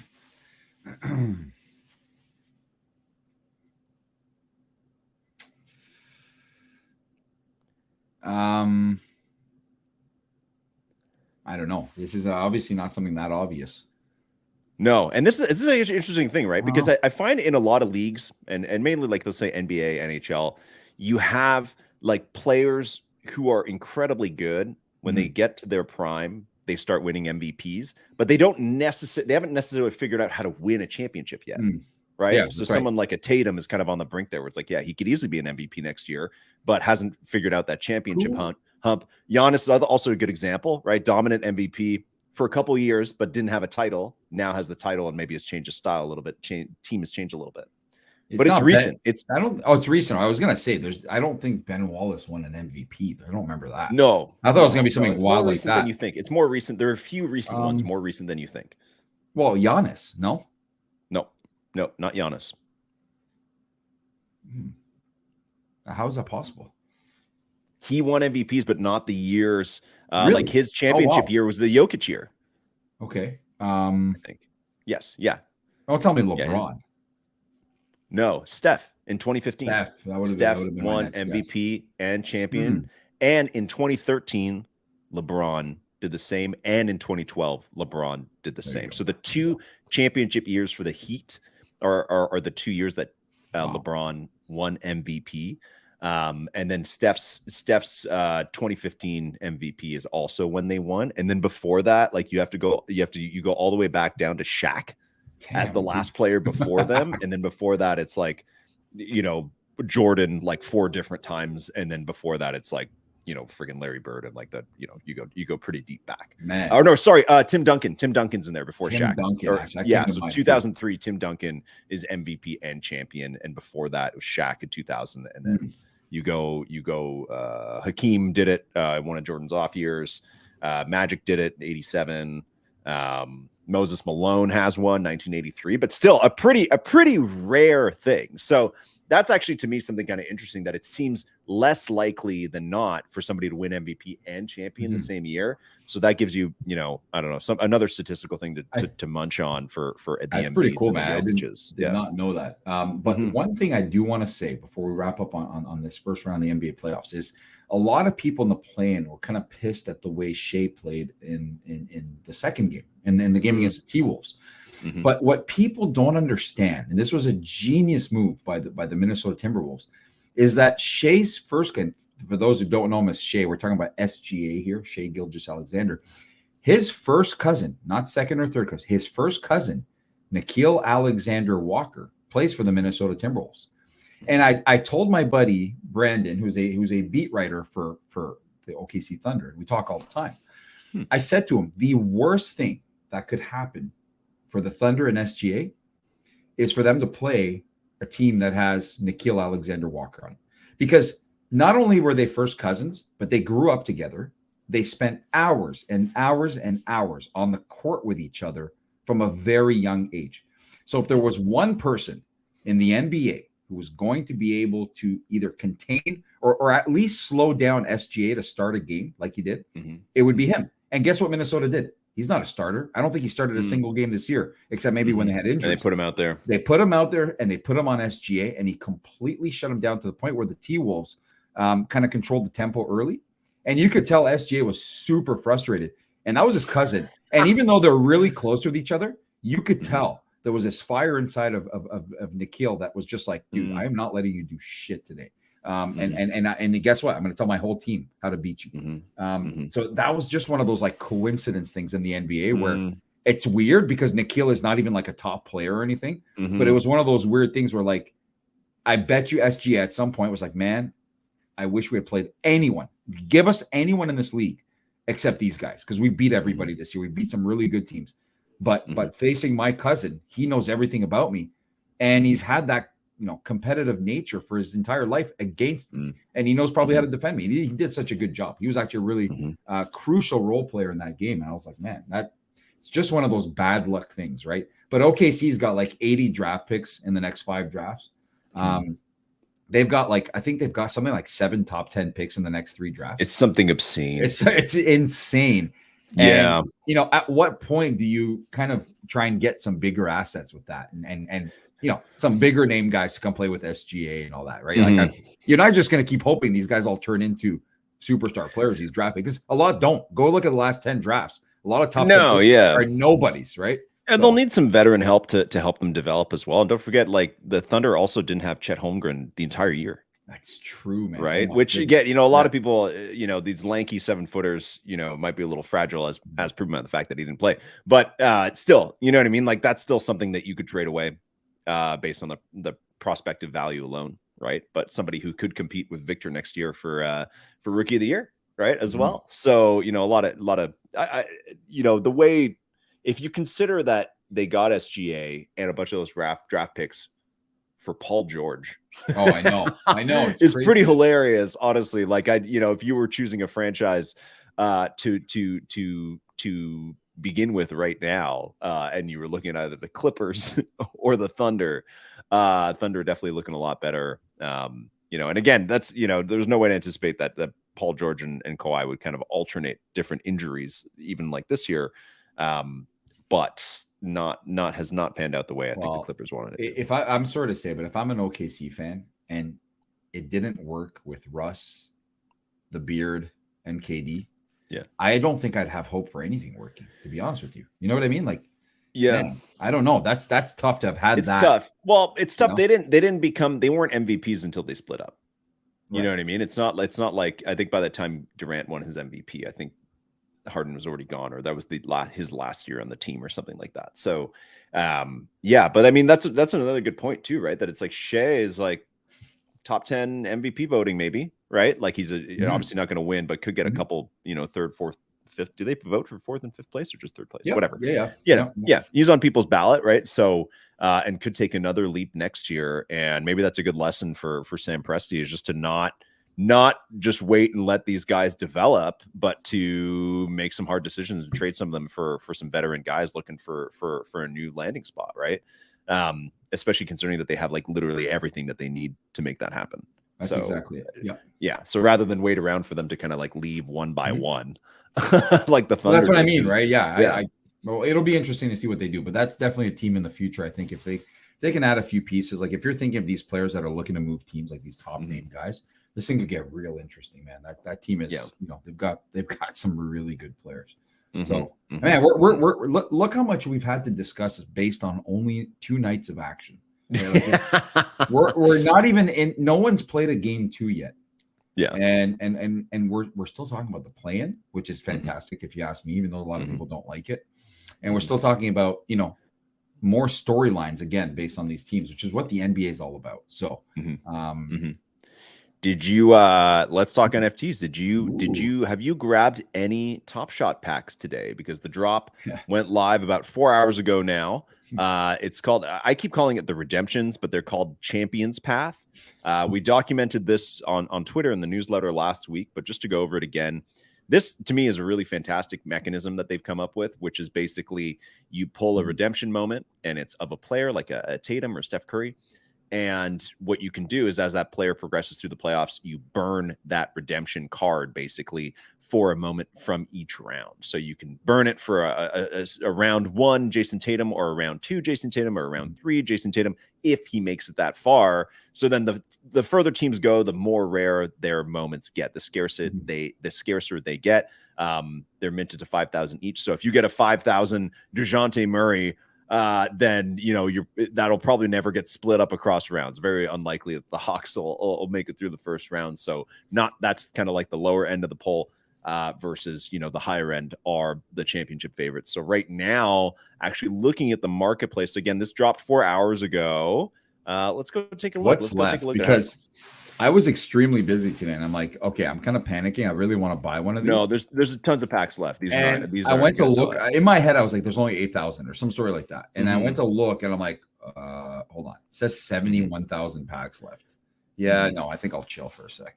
Right. I don't need to go crazy. So, I didn't buy so packs. So this is, I do want to talk about that. Let's talk about what's going on in the marketplace first, and then we can talk about packs. But just still over half the packs. So right now, these were going approximately going in the packs. The pack value of each moment was probably about like $8, $9, $10 per moment based on the pack cost, right? If you bought a base $10 pack, you got one of these redemption moments plus a couple, honestly, trade ticket moments. The rest is all like parallels and your favorite Spotlight series. Just a mix of all that other shit. This is how they're coming out with the other. There's got to be new ones, because I bought one the other day and it said I was close to the entire set. And then it said 69 of 100 and something. I was like, those are not even out yet. What the hell are you talking about? They're coming out. They're out now. That's how I knew what was going on. Yeah, now the Spotlight series has been up to 117. So you got your work cut out for you to collect all those. There's a Durant in there now. I don't know if there was one before, but there's everybody in there, LG. Anyways, the redemption moments, and this is basically, so again, this to me now is kind of like a really fun stock market kind of thing. I'll say it is that basically now you can see who, not only obviously LeBron's the most expensive one. That's normal. And obviously because they won their first game and Ja might be out for a while, that's even more likely, but also that I think a lot of people are hoping that LeBron goes all the way to the finals. And then that way that 5,000 mint gets stretched across 4 rounds. The part that's interesting though, Phil, is that the dynamic I like is we're really going to see it shape up when a round ends. Because let's say Lakers move on. Oh, they'll be a big dump and they face Warriors, hopeful thinking, because you and I both believe in the Warriors to go all the way. So let's say they face Warriors second round. who's picking Lakers, who's picking Warriors. But the thing is that in that interim between the first and second round of the playoffs, there's like a mint window. Do you want to mint the first round LeBron moment? Right. And people may or may not, because they might hang on to it thinking, well, I think LeBron's going to keep going. I think they're going to beat the Warriors. Or let's say they're playing the Kings. It's like, yeah, they'll beat the Kings, right? Just like we thought the Warriors would beat the Kings. So you might end up having a first round mint of a LeBron to be drastically low because people want to mint the later rounds, right? Or let's say, who's a team that won't make it out of the second round? Let's say the Sixers, right? So Sixers win their first round. People mint tons of Embiids and Harden's, I guess, who's the other player that you can mint. And then they don't think they're making it past the second round, but then they do make it past second round. They go to conference finals. Then you might not have as many moments left to be redeemed for the second round, third round moments. So it could be, so basically like where people can net out really well on this is if you pick a team that's an underdog to go to the finals and people mint a lot of early on, then by the time that team gets to the finals, there might not be very many redemptions left to make a finals moment. Right. So that's where it gets kind of interesting. Right. So I think it's for the teams. I think this is actually more interesting to me for the teams, less like the marquee teams of like the Lakers and the Warriors and the Celtics. I think it's more interesting to me for the teams that are kind of like the less assuming, not a very sexy pick win to win it all, right? So that's where I mean, like the Sixers, Nuggets, like those types of teams to me, the is Kings or something would be one where like, exactly right. Like, yeah, I agree. But I think a lot of people, from my discussions just randomly with people, is that they still don't get it. They don't understand the whole redemption system. I know I get it because I had to reread it a few times, but yeah, I think it's not easy to understand. And I think some people don't know what the hell they're doing, which adds to the fun too, because there's people who are completely clueless. Well, I think that's kind of good. I think Top Shot is definitely lacking a bit of complexity that's interesting, right? I think they have a lot of complexity when it comes to sets, but that kind of hurts them. Okay, so but because it's kind of confusing to know what to collect, right? It's a question they get all the time. But I think now it's something that's like, listen, when the first round ends, everybody will understand that because it'll be time to actually burn them. You'll see what's the floor on these things? Like, what's the lowest priced one? Okay, so top priced right now is LeBron at $32, Tatum at 20, Giannis at 15. The Boston Celtics wild card moment at $16 as well. KD 15, Embiid 15, Jaylen Brown 14, Steph 14, Jokic 13, and then after that it's basically below mid price. Show me the bottom. Let's just sort.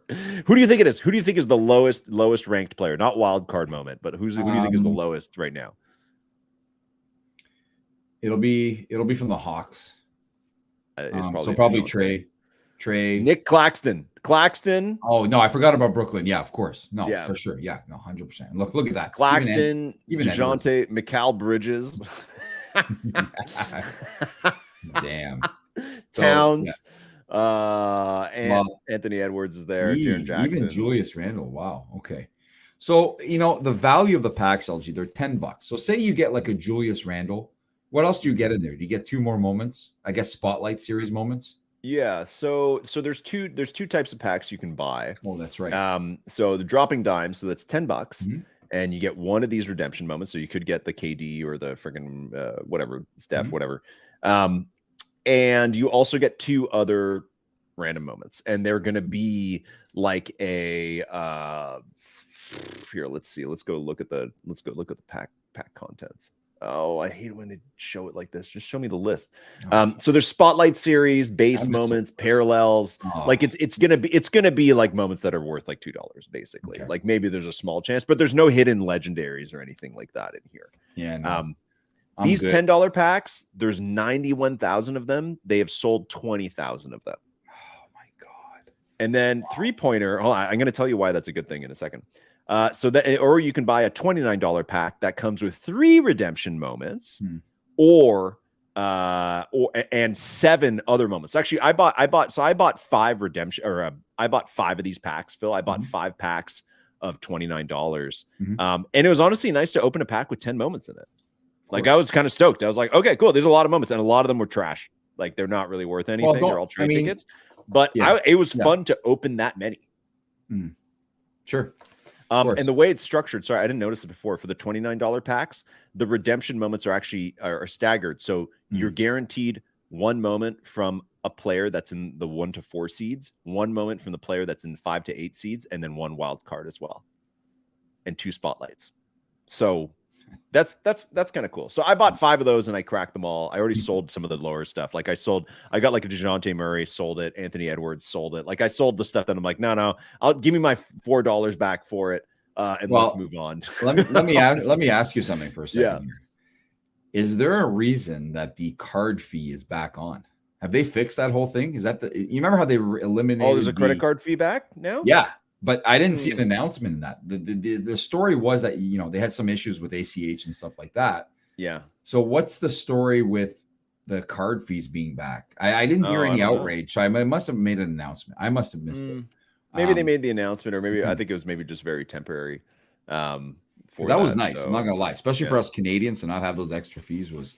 The fees are pretty bad, especially with the dollar right now is not great. I've got some candy too, man. I had loaded up some Dapper balance for the legendary drop like the week before last, so I had that money just sitting there because I didn't land one. No, that's good. But like a platform like Candy, you can't even load balance, right? So that's that's tough, yeah, it's so bad. Yeah, it's so annoying. That's tough. Anyways, you want to buy a bunch of shit, you have to like buy them individually. You can't even put stuff in your cart, right? Meg, I know. Listen, Meg, come on, give Phil. Meg already has strike one right now. She talked a long time on Twitter about getting the poutine hot dog at a Blue Jays game. Went to a Blue Jays game, told us she went to a Blue Jays game, and then didn't even get a poutine hot dog, which apparently, LG, you are not able to eat it with your hands. You need a fork. You need like a knife and fork. Yeah, you're not able to even pick it up. No. And then, did you see that girl who got sick? There was a video that came out where she said she's going to eat a poutine hot dog for every home run the Jays hit, and they hit 5 that night. She almost died. Actually, she died after the second one. Yeah, she was throwing up. No. What they used to have. So in Vancouver, there's the Blue Jays single A affiliate, the Vancouver Canadians, it's called. Yes. And it's so fun to go. It's like $15, and you're at this tiny little ballpark, and it's in a park. It's honestly awesome. But they have a 3-foot long hot dog. 3 foot long. 3-foot long hot dog. Holy shit. I got one once, and I was walking back to my seat, and people were staring at me like it literally looked like I had like a sniper rifle or something, like not in a scary way, but just like I had this long silver wrapped thing, and people were like, what? And then I just unwrapped it and just held it out. Like people were just freaking staring at it because nobody gets those but me.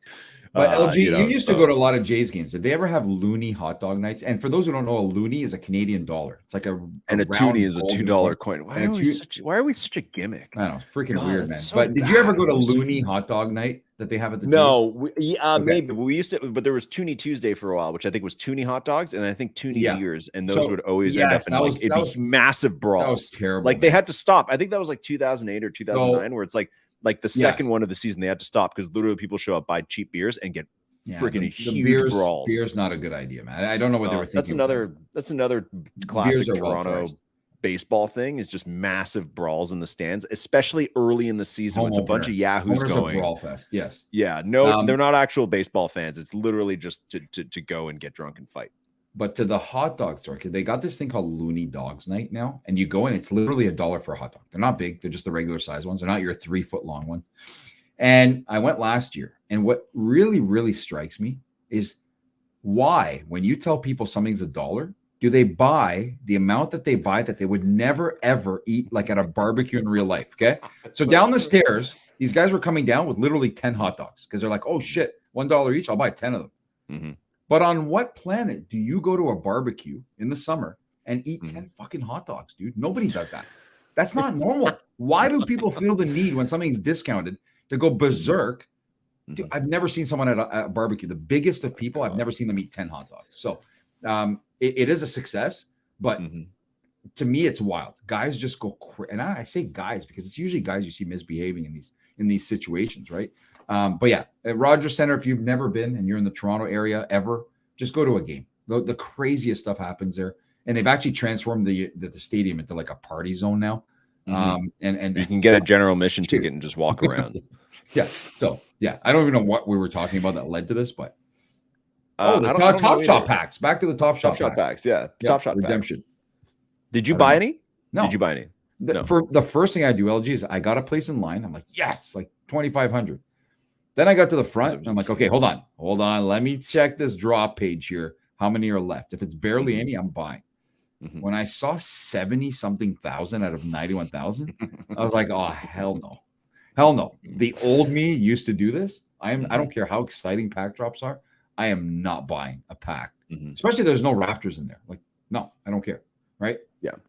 And other than that, no. I mean, what Canadian players are going to be available in there? There's not too many left in the playoffs outside of like Wiggins and stuff. And then he's not even part of this, right? So, I don't know. I love the concept. I want to play the game, but at what expense, right? I don't know that I want to play the game at all. I think it's fun. It's a lot of fun. I really do want to give a shot. But I just don't know that I want to do that over the current collecting that I'm doing. Just because it's been so just, chill lately. I haven't gone crazy or anything.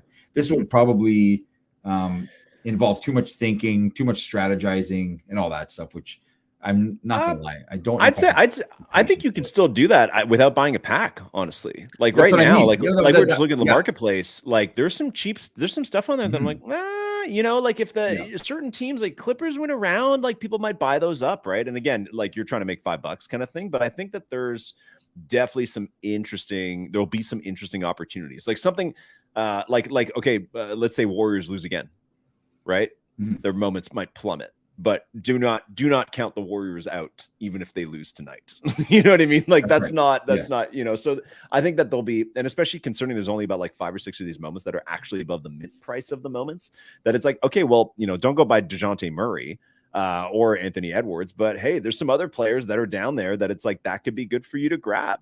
Right. And kind of slowly work your way up. I've got, here's what I end up with. I got 2 Jokic moments, which is pretty good. Right, I'm assuming, maybe, right? That is good. Yes, I got 2 Giannis. I got 2 Giannis moments, also good. Hopefully he's okay. I got a Steph moment, so that kind of funnels into my belief, and I got an Embiid and a Julius Randle. So, and the others, I got other ones, but I sold them already. Now, so that's not bad. I want you, LG, because you probably get it more than I do. For anyone listening right now that just doesn't understand these redemptions, can you give like a really quick, in a nutshell, how the hell this works? Like we're talking for dummies here. You've got a bunch of like first graders in front of you, and you're trying to tell them how the hell these redemptions work. I think a lot of people are actually wondering. Is this like one of our hot takes of the week where I only have 5 words?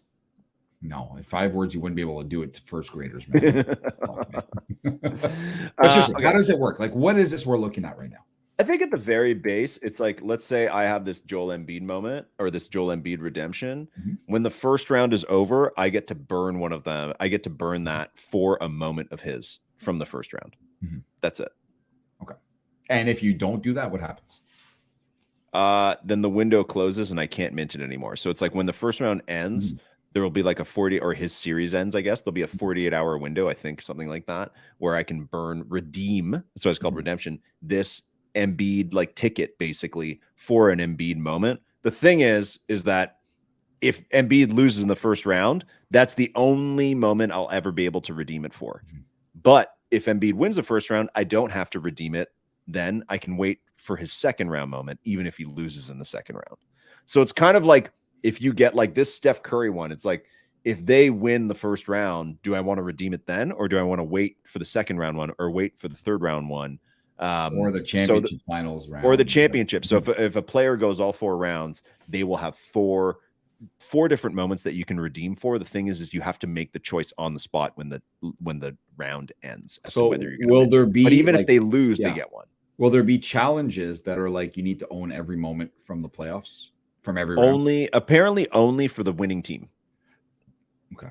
Like a master. So let's say that's the example they use. So let's say the Celtics win. You will need every single Tatum, all 4 Tatum moments, all 4 Jaylen Brown moments. They also have a wild card that's going to be like a new random moment every round. So they haven't determined yet. It'll be a different player. So you're going to need all 4 wild card moments, all 4 Jaylen moments, all 4 Tatum moments, and then plus like a blank redemption moment. One of these cards of each one to then complete the master challenge. But that's only for the championship team. So that's something that might not be decided literally until game 7 of the finals, right? So if you collected the other team that's in the finals and they lose, then you're kind of screwed. You know what they were saying on SportsCenter the other day? And I was like, holy shit. I think this was yesterday morning. They're like, so if you looked, there was the college teammate pairs that went bonkers in 2 of the games. So the Sacramento Kings game and Golden State Warriors, it was Darren Fox and Malik Monk, who were former Kentucky Wildcat teammates that went crazy in that game. In the Knicks, I believe it was Josh Hart. I can't remember who the other Josh duo Hart was. went berserk. Yeah. It was Josh Hart and who? I had him in that AI sports thing in my lineup, but I only played the 50-50. Who else went nuts in that game? That was a teammate of Josh Hart's in college. I can't remember, man. Anyways, they kept mentioning the one guy's like, it's not just the college teammates that went nuts. It's the college teammates from cat universities. I'm like, oh, like we're back to the cool cats. Like, dude, that was nuts. And I'm like, wow. Like, dude, that brought me back. I was like, man, what the hell? I don't know. I'm triggered by that stuff. So, like, they were like, wow, it's not just universities, it's the cats. I'm like, oh yeah. You know what? I want to open a pack because I want you to hear the new music. Oh, great. AI technology. You want to do a pack? We haven't done a pack on the Top Shot on the podcast in a long time. So let me make sure I got the sound going. But yeah, let's go buy. I already kind of recouped some cost from one of the packs, so let's go buy another one. Here we go, and then you can hear the fun music. Buy a pack. Wow. Yeah, I'm gonna buy a pack. Yeah, I should have saved some to open them, but let's go actually buy one. Let's go see. How so the bigger pack is probably about like halfway sold. So they were selling 48,000 of them, and now they're down to like 25,000 of them. And that's in the first 4 or 5 hours. My question actually for Top Shot is like, do they just let these slowly mint out through this playoffs? But do they mint out through the playoffs? No. You know what I mean? Because then it's like, I think especially as the first one gets close to ending, like I think that the packs will lose value, right? Like there won't be any point buying them just unless you're playing unless some of the players like skyrocket in price. Then there's a value of like getting a pack for like the lottery aspect. But if they don't and they stay at these prices, like clearly people don't think that like a $32 LeBron is a good enough reason to go and buy like a $29 pack. So what ends up happening? Anyways, here we go. There should be some new music here. Let's find it. Here it is. If you pull a number one, I'm still jumping in the lake. So that still stands. I heard somebody say, I was watching Team Hold stream earlier, and somebody compared the music to like it's like a weird James Bond song. It is at the beginning there when he's like walking. Yeah, it's always some kind of like Daniel Craig in Diamond Girl or something. Oh shit! I didn't reveal all. Sorry. Oh shit! Come on, man. Oh. Sorry. Whoops. Is that what you do? Is this what you do in your personal? I don't know. It's not. No, I reveal all for everything, man. Instantly. I don't milk it at all. Okay, let's look. I got an Austin Reeves Spotlight series. I can send that to you if you want, Bill. I'll give that to you. Yes. I got a Jimmy Butler redemption. All right. Yeah. Hey, listen. That's not come back. Yeah, exactly.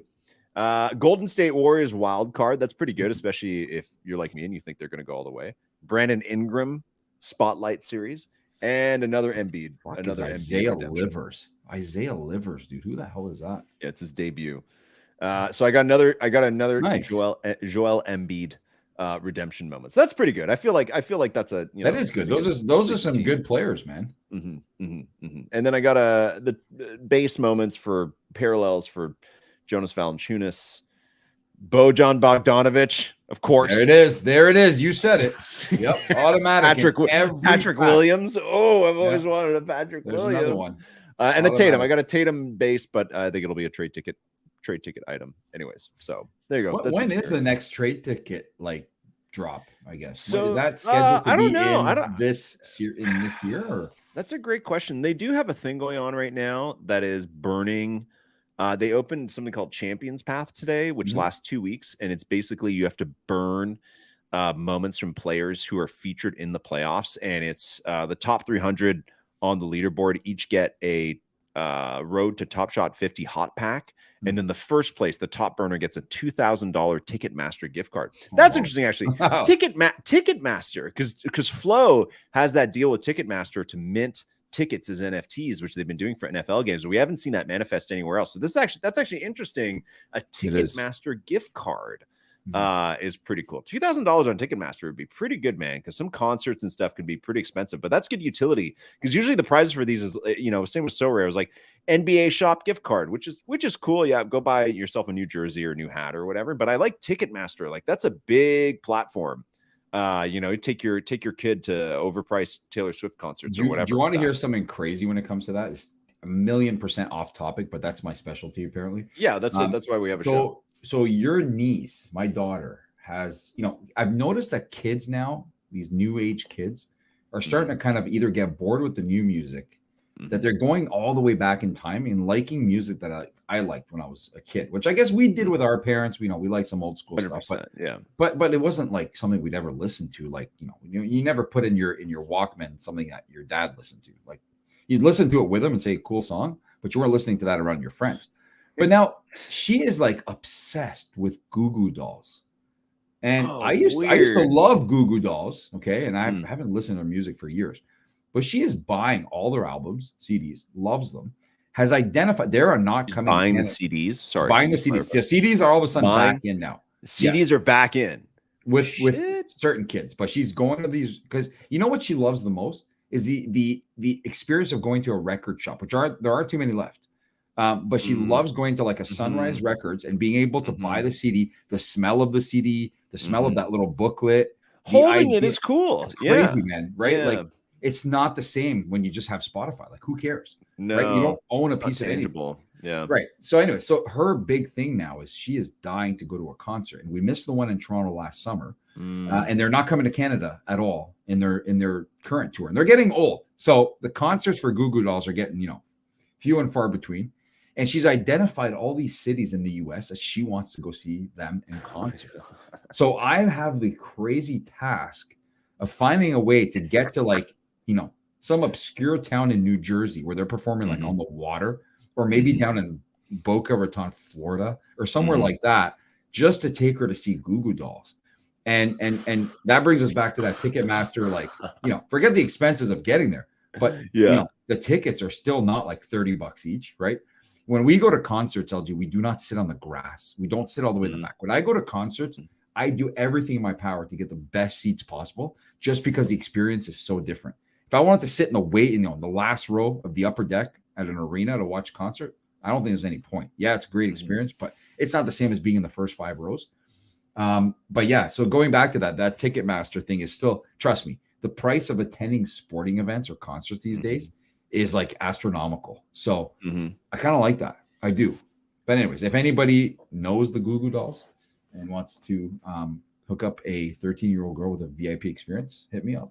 I'm the worst dad on the planet. We do have community members, listeners from all over the place. They're also, they're playing closer to you at one point. They're playing they in are New York. Absolutely. Yeah, but that's the one she's looking at. There's one at some amphitheater right on the water. She's like, wow, that's really cool. Yeah. And I'm like, that's doable. You can drive there. We drive to New York all the time, right? In New Jersey, places like that. Jersey and stuff. They're from upstate New York, man. They're from Buffalo. Yeah. So they've got some local shows there. So that's not too bad. Yeah, pretty cool. That is so funny. Goo Goo It's so Dolls, weird, man. right? Like, I was a big fan when I was young. I had their CDs too, and now 20 some years later, it's like, how does my 13-year-old daughter like this music? Why?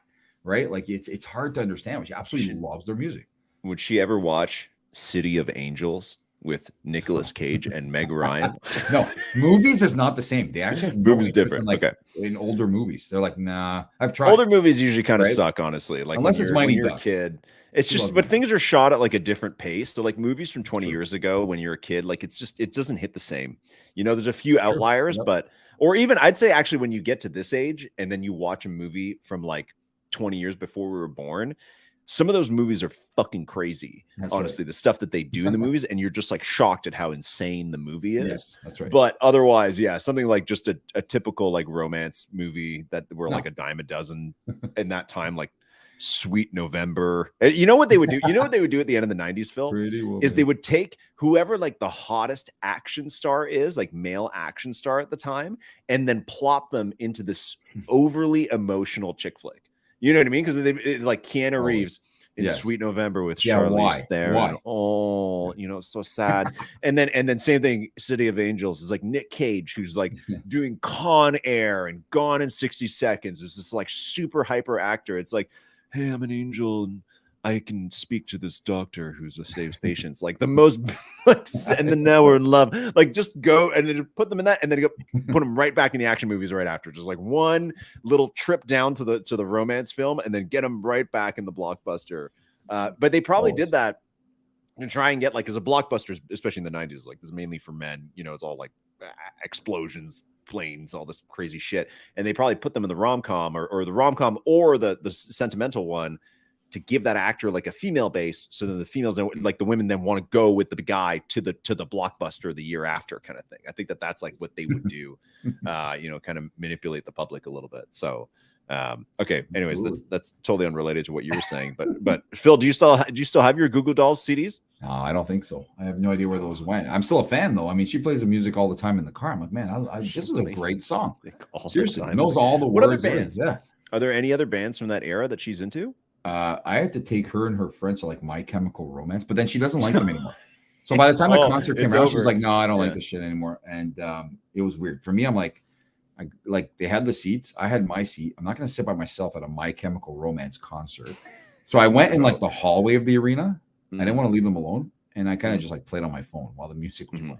I know people were like, who is this guy? Came here to be on his phone. But like, I was just chaperoning, right? I don't trust 13-year-old girls at a weird concert like that by themselves. No. But like all sorts of stuff, man. Like, you know, even modern stuff.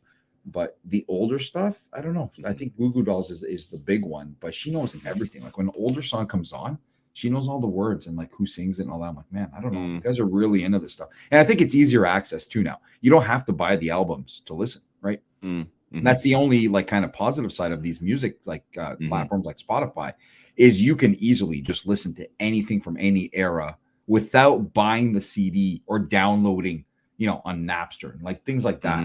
It's so easy access as opposed to back in the day. Like if I wanted to listen to Frank Sinatra, if your dad didn't own the, you know, the record or whatever, I'm not going to go buy that just because I like one song, you know, like I used to watch the Yankees win all those playoff series and they, you know, they would sing New York, New York. And like, I love this song, but I'm also not going to go buy his album just to listen to that shit. Right. So now you can do whatever you want. You want to hear top 5 hits of Sinatra's life. You can go on Spotify and listen to it. So it's a lot easier access for kids these days to listen to old music and enjoy it. Right. So pretty wild, man. That is pretty wild. Let's jump back to NBA playoffs real quick. There was an interesting, somebody shared this in First Mint, and I think it was from John Boy Jackson's Discord. He put out some good price projections that are way lower than the prices right now, but I think that was based on sellouts for everything, which we're not anywhere near that. Or Momentum Labs. I guess him and Moment, or the company is called Momentum Labs. But basically, a user called West from Ohio pointed out the revenue being made by Dapper for this versus last year, and how this year they are minting fewer moments but making more money. So for Series 3 playoffs for Dapper, 514,000 commons minted, 6,000 rares. They sold 66,000 packs, and they made $1.5 million of revenue, so $2.86 per moment. For Series 4, which is this one, 240,000 commons sold, so a drop of 50%, no rares, and selling 120,000 packs for $2.3 million of revenue. So 9.75 per moment made. But they haven't sold it out yet. So that's actually really interesting. And again, it's something I documented in the newsletter to be really fair and objective, where, you know, I was like, I love the mechanics of this. I think it's fantastic gamification. It's super fun. Gives you a lot of different ways to play the game or to just collect. But I did point out that one thing I didn't like was the money being taken from the ecosystem. You're selling this, you're trying to sell $2 million worth of stuff. If you just gave these to the community for free, then either that $2 million is something that people would save for a different pack drop, or that they would spend on the marketplace buying these from each other. So you're kind of taking it away from the community, you know, like basically extracting from our credit cards or our Dapper balances rather than letting us spend it on each other's moments. So that's one part that I don't think is great. I do applaud the effort, but I think that you know, they do need to be really conscious of that it's like people are kind of being bled dry a little bit, right? In terms of dry, fresh powder. Are you saying that for this pack drop, somebody sold their last DGD Mafia for like $10 just about? There's no way those are liquid, man. There's no way anybody's buying those. They actually switched around like their whole approach now. Now it's did they? It's only the Georgia Bulldogs. They've changed their entire website where you have to like sign up again. They forget all the other schools. It just didn't. They came in at the wrong time. That was you know, it just doesn't work. And yeah, they're still going strong though. I mean, there's still some pretty cool stuff going on there. But you're right. You can't move those things, man. Nobody cares, right? It's just it feels like just yesterday. It's so crazy to me how things have changed just overnight, right? Have you been playing Sorare playoffs? NBA, I did, but I don't think I did very well. Actually, no, I did do well. Oh shit, were we supposed to put a lineup today? Yeah, it's not too late. You still have like an hour or two. Okay, I'm gonna have to do that right after this. Yeah, but no, I did really well actually. I had Shea in there. I had Josh Hart. I had Lou Dort, who went freaking crazy with all those 3-pointers in one of those playing games. Big advantage using the playing game, guys, because a team like OKC played twice, right? Minnesota played twice. I had a good lineup. I just didn't finish in the money, and I'm not playing the limited ones. I just played the common one. And for Sorare baseball, I actually finished. You remember I finished 500th, and I was furious. That's right. All I got was like coins or some shit. I don't know. I don't know what I got. I actually entered one of the limited contests where I mixed commons and limiteds, and I finished 32nd overall, which got me a limited tier 4 of like, yeah, dude, just trash. Like I finished 32nd out of like whatever 1,000 it is. How are you giving me only something that I could sell for like $1? Like I literally won $1, man. This is like DraftKings style, where DraftKings you play like a contest of like golf, DFS. There's 10,000 people. You finish like 30th, and you win like $2, right? Like there's no reward unless you finish right at the top. So I got, I think I got like Trey Mancini now. Like who cares? Well, I would say that this is even worse than winning $2 at DraftKings. So DraftKings, you need money to enter, and sometimes you just want to enter a $5 contest, right? So yeah, it's not. It might as well be 10 cents. Like it's nothing to win $2. But if you are somebody who just wants to put in $30 to DraftKings every year and just recycle that through the season, then that's good. Winning $2 is something. It's just an extra token for the game, right?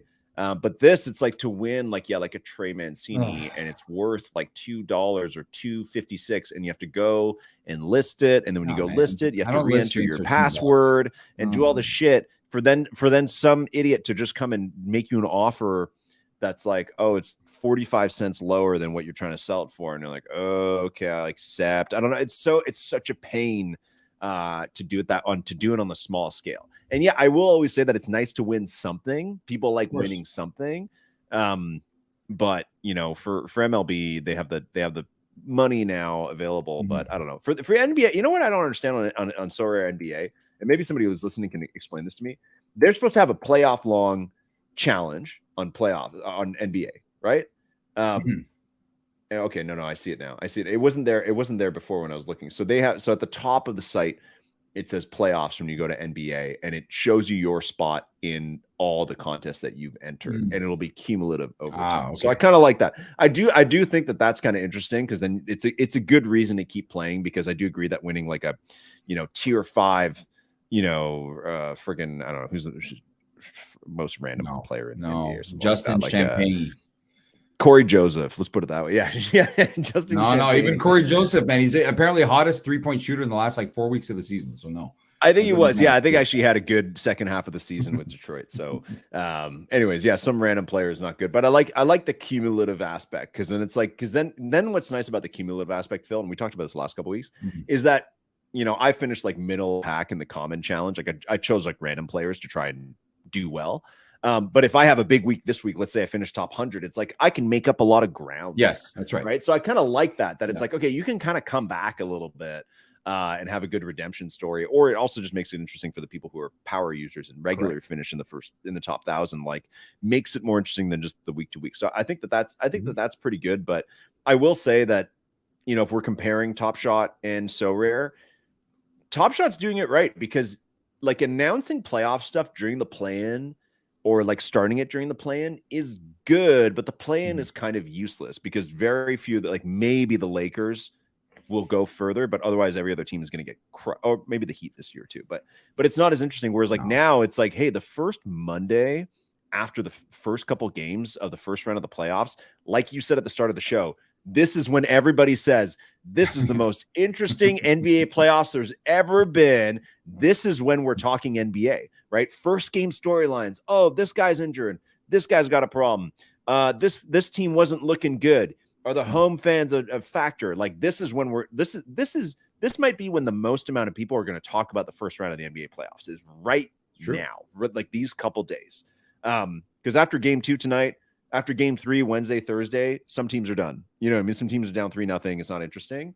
So I think it's actually really well played by Top Shot to drop this today. At first, I was like, they should have dropped this before the playoffs started, but I actually think it makes tons of sense to do it today because this is kind of like the peak of everybody talking about it.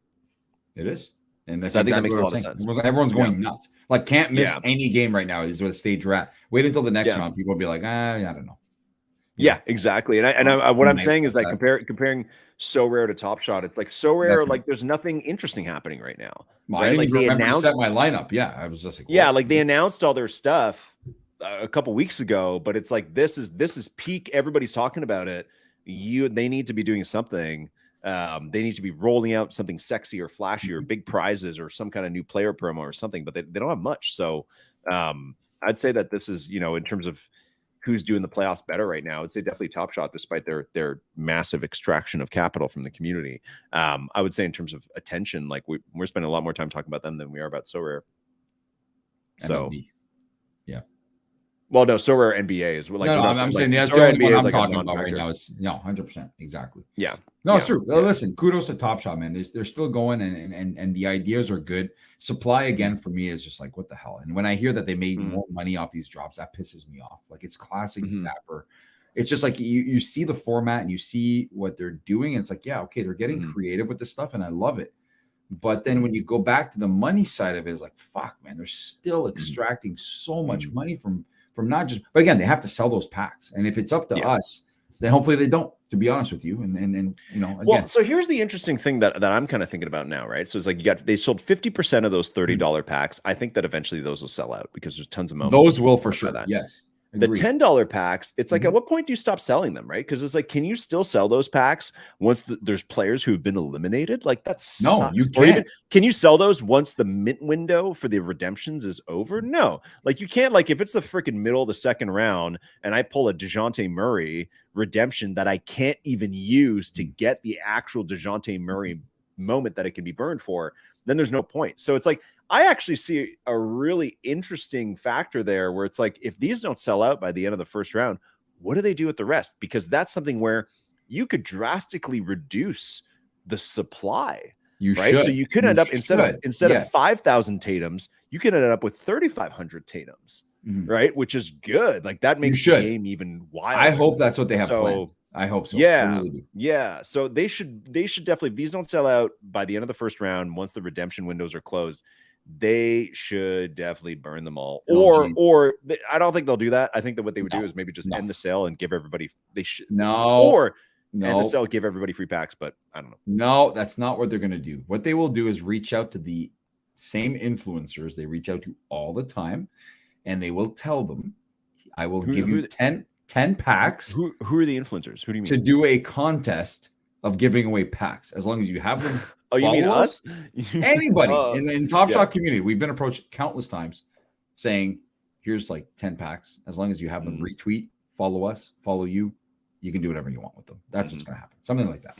But yeah, no, those will eventually be leaked out like that. I don't know. But I agree. They should just burn it all. But that's not Dapper style, man. They're not doing that. No chance. Oh, they'll find a way to get them out there. If they did, it'd be so good if they did. I'm calling it now. Zero chance of that happening. If you're listening, I know you're saying that, but if they're listening, prove me wrong. It'd be great if you did that. That's just like the second that the first round of the playoffs, because even then, what do you do, right? I guess they'll do the mint window. I don't know when they're going to do the mint window because sometimes.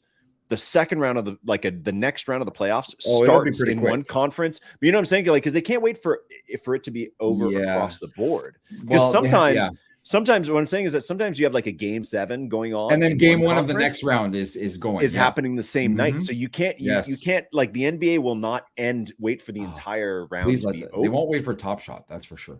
But what I'm saying is that Top Shot, do they do it per series? Because then if you do it per series, and it's like, let's say the freaking Celtics and Hawks series is over by Sunday next week or whatever day game 4 is, then you keep selling packs, and then the mint window opens for 48 hours. You keep selling packs after that, where people can pull totally useless DeJounte Murray redemption moments? I don't think so. I'm sure they have a plan. I'm sure they have a plan of some kind. I hope so. I think that's something kind of interesting.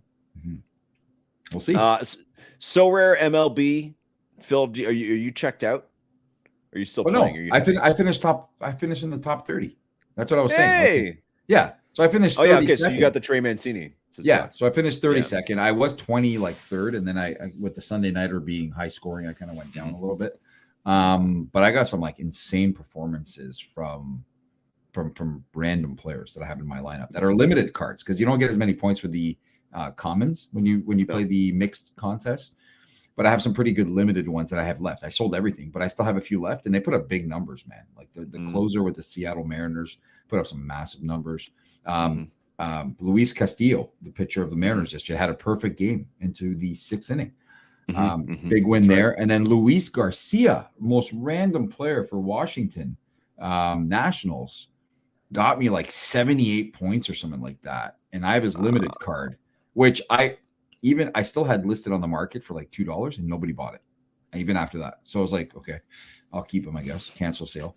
And so I don't think I'll ever finish that high again. So it was a little disappointing to get a Trey Mancini tier 4 limited card.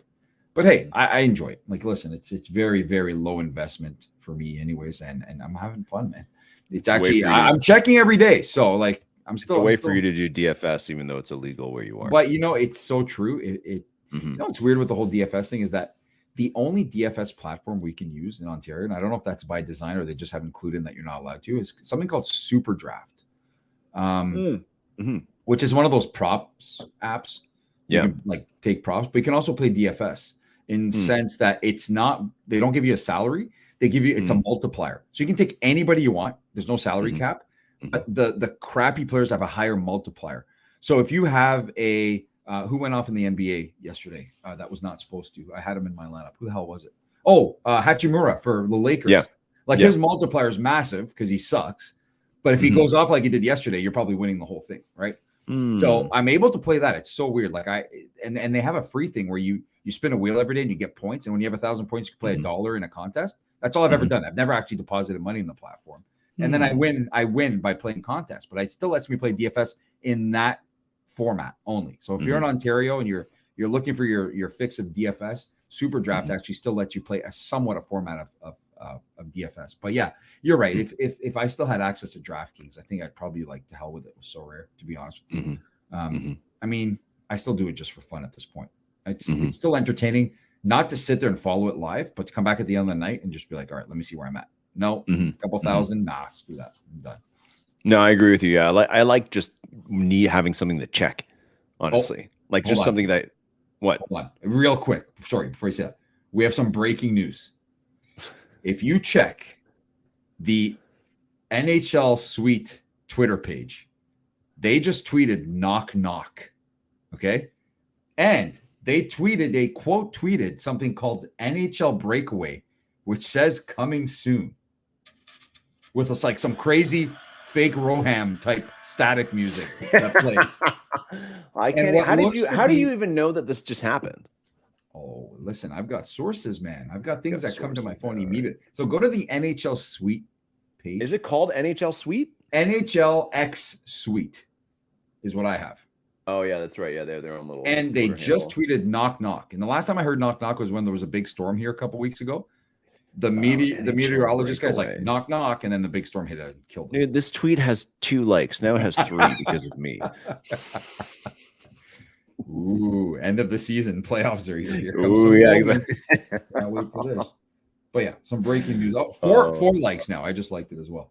But did you play the music? Did you hear the music from this thing? No, hold on. It's fake Roham type music. Like, the static thing that came on our show one time? Hold on. Like, oh no, it's too loud. I can't play it on the show. It's too awful. It's like a goal horn. And then your outer space. They're kind of teasing us with those like fragments of pucks that they had on. Who the hell did that? Was it? I don't remember who that was. Man, the comments. The comments are incredible, dude. What is this? The comments are so funny. The quote tweets on it. Somebody wrote, I know it's crypto, but please don't let it be crypto. I know it's crypto, but please don't let it be crypto, like 1,000 times. Somebody else wrote, next year's Winter Classic has been moved to an asteroid. And then another person wrote, what the McFuck is this? And then you have the I'm interested, deal me in. Then you have So are we all getting red zone? Okay, no. But here's the deal. I will say this: the NHL does follow that account. Whatever this NHL breakaway thing is, I just followed it. The NHL follows it, so obviously it's something the NHL is obviously behind, and I'm assuming we're getting moments. But dude, I don't think. Okay, I don't. Yeah, you're right. NHL Suite did write knock knock, but NHL Suite is where this is supposed to be. Right. This is very strange. It is strange. But they're right? retweeting it from a different account. So, yeah, but that's a brand new account that they created, and maybe Yeah. they decided that their thing's going to be called NHL Breakaway instead. Right. Yeah. I don't know, man. Anyways, for you early adopters that still believe in that kind of stuff, where you're going to get NHL special, Breakaway. I'm just waiting for the. You know what we need, LG. We should actually ask this. We need a link to the Discord. We need to get in that Discord. I'm in the Suite Discord. No, the breakaway one, and we need to go in there and just cause major. Let me go ask in the Suite Discord right now. I'm just gonna write all. Oh, they pinged everybody. That's why. Everyone coming soon. NHL breakaway, and there's no comments at all. Nobody. Phil, they pinged the Discord. Nobody's written in the general chat in 2 days. Nobody has written in the other channel drops and programs in over a month. Man. What a disaster. All right, what should I write? What should I write in the general chat? No, can I get a link to the Discord immediately? Where's all caps? Where's the breakaway Discord? And who the hell is in charge?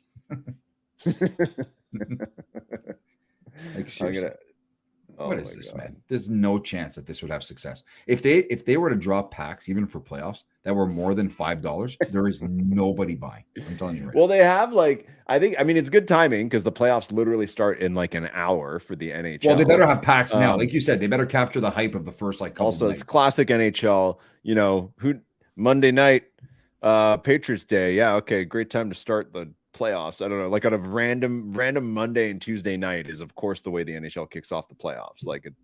Nobody cares, which is kind of the thing with the NHL. But anyways, that's cool. Maybe they'll release something soon, Phil. We'll keep track of it for anybody out there that something's happening for sure.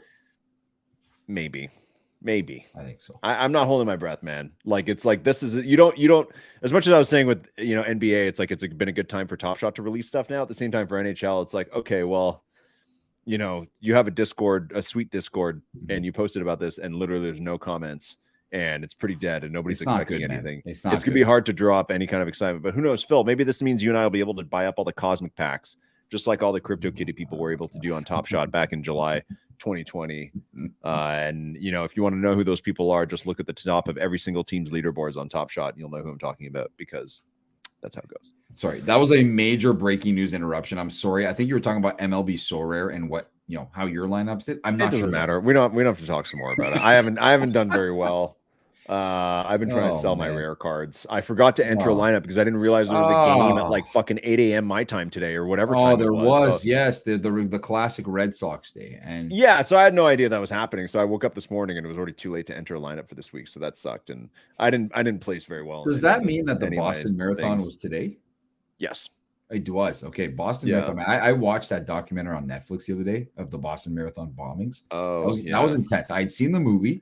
I was actually in Boston, I think a couple of weeks before it happened, which is really wild to me. That hit me pretty hard because the same thing happened with me in New York before 9/11. I was in New York right before. Yeah, you were. Yeah. And Boston, the exact same thing. I'm like, dude, I was just there, at the bars there, and this happened a little bit after. But the documentary is pretty intense, really good. I bet. And then what hit me the hardest is I'm looking at these runners. I'm like, man, this is a marathon, dude. I would die. I know you've done a marathon. I run, but I would die in a marathon. I'd have no chance, zero chance. That's not my style of running. I just don't have that kind of not yet. I'd love to. You might grow into it, man. Your running might turn into that. You never know.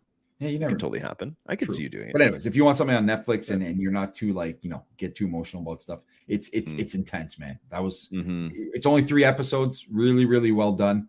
They actually speak to all the FBI that were involved and people who knew the suspects, the victims, and all that. Really, really, really cool and tied into sports because there was a Red Sox game that morning. The marathon in the afternoon, and I think today is the actual anniversary, or maybe it was a couple days ago or something like that. Cool stuff. Cool. I'll check it out.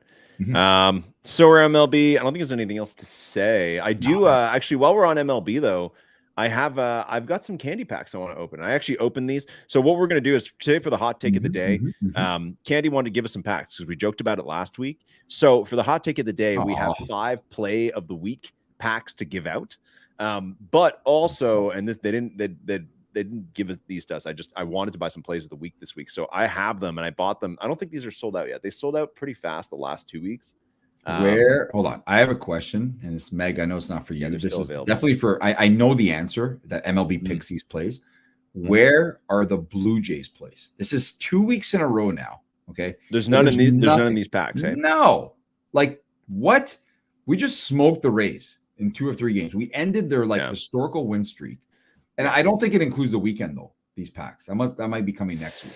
No, it's till the 16th. No, it's Monday. Okay. They're Monday to Sunday. Please tell me how not a single moment from that Blue Jays series win over the Rays makes it into this thing. Like the Kevin Kiermaier wall grab. It wasn't in this series. It was earlier in the week last week. But he did his classic, like first guy to do it at the new Rogers Center dimensions, the walls and all that. He climbed the wall, made a crazy catch. And there were so many moments you could have picked from the Jays, man. They've actually been playing really well in the last week. But like they told us last year, LG, it's actually MLB that picks the play. I believe that's still the case. That's too bad. MLB doesn't give a shit about Toronto, so there you go. No, because they know nobody really cares. I also bought some team packs. This is our 3rd week in a row of praising Candy's moves. This is their second drop of the day. Earlier today, they dropped team packs, which are $5 each, and you get 3 NFTs in them. And to me, like I've been pushing like low cost NFTs, really simple experiences for a long time. So I'm a big fan of that. I don't think they're selling too hot. I bought the more popular teams. I bought some Yankees. I just bought a couple random ones. Sell that opening day pin there. It's like $2. Is it the free pin? Probably not anymore. No, 50 cents. No, you can't. Is it? That. Oh, God. Yeah. Yeah. Anyways, I just I think that's smart though. You bought the big name teams. Top Shot's kind of going into this direction a little bit, although I think their stuff today was still really overpriced. But I think for Candy, it's like $5. Like that again, something that's $5 and less, it might as well be a penny you found on the floor. Like I know $5 might be a lot for some people, but I think generally for people kind of in the NFT space, $5 might as well not be money. If you're spending 100, like if you're buying 20 packs, then yes, of course it's money. But I think anything $5 and below is like not really something you have to think about. Even $30, $50, $60 for a pack, you're like, do I really want to buy this? I can only buy 1 pack. Whereas this, it's like, yeah, if you're just on a whim, like I was like, I'll buy 4 Yankees packs from this year. You can just buy them. You know what I mean? Like that's $20. It's not that much. So praise to Candy for because also you keep community expectations in check by selling $5 packs too, right? It's like, listen, these are $5. That's not very much money. If it's all shit in there, who cares, right? So I'm a big fan of that format. I love what Candy's doing. I say it every week, man. I really do. Like I'm not saying it for I don't care, man. If I don't like something, I'll say it. But it's what has me the closest to how I felt when I was younger, collecting baseball cards and stuff. I don't know what it is. Despite some of the other issues. But yeah, all right, let's see what we got here. I've actually not seen these packs. Is there supposed to be? Okay. Whoa. You get 2 moments in plays of the week. Hey. 2023 plays of the week. So I have an uncommon and a core. Okay. Should I reveal all? Absolutely. Yes, that's your stuff. Oh yeah, Mountcastle with his 9 RBI game. Core. That game, okay. These boneheaded Oakland Athletics. You saw me post about it on the Discord. Okay? I don't know why I was watching this. I have no idea. Yeah. But like, that's a minor league team. Oakland. They're terrible at every level. I think Mark Kotze is their manager. They walked Rutschman ahead of them. Okay. At this point, Mountcastle had 5 RBIs and a home run, and they walked the bases loaded to get to a guy who has 5 RBIs and a home run. What did you expect to happen with your gas can pitchers? I mean, what the fuck difference does it make who you put? Anyways, yeah. That's why he has 9 RBIs, because that was a grand slam. Yeah, exactly. And then Taj Bradley, I guess, makes his debut for the Rays last week. But you're right. It's like the Rays, the legendary moment in here, I think, is that the Rays breaking like the streak of opening for sure. Opening a season with wins. Yeah, win streak. It was impressive, man.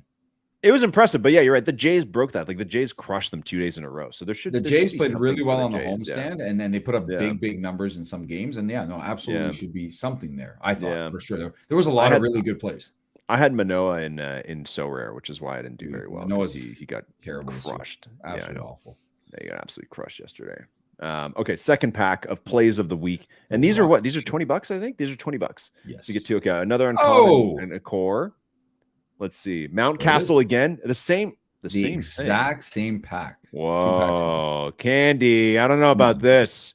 Come on, Candy Digital. What the hell, man? I got the exact same friggin' pack. Are the serial numbers pretty similar? Please don't. No, they're different, but still. Actually, no. Let's see. No, they're completely different. What the hell, Candy? Come on, guys. All right. Well, let's open one of these Yankees team packs. Just bring them out. Let's. All right. Let's get Meg out here.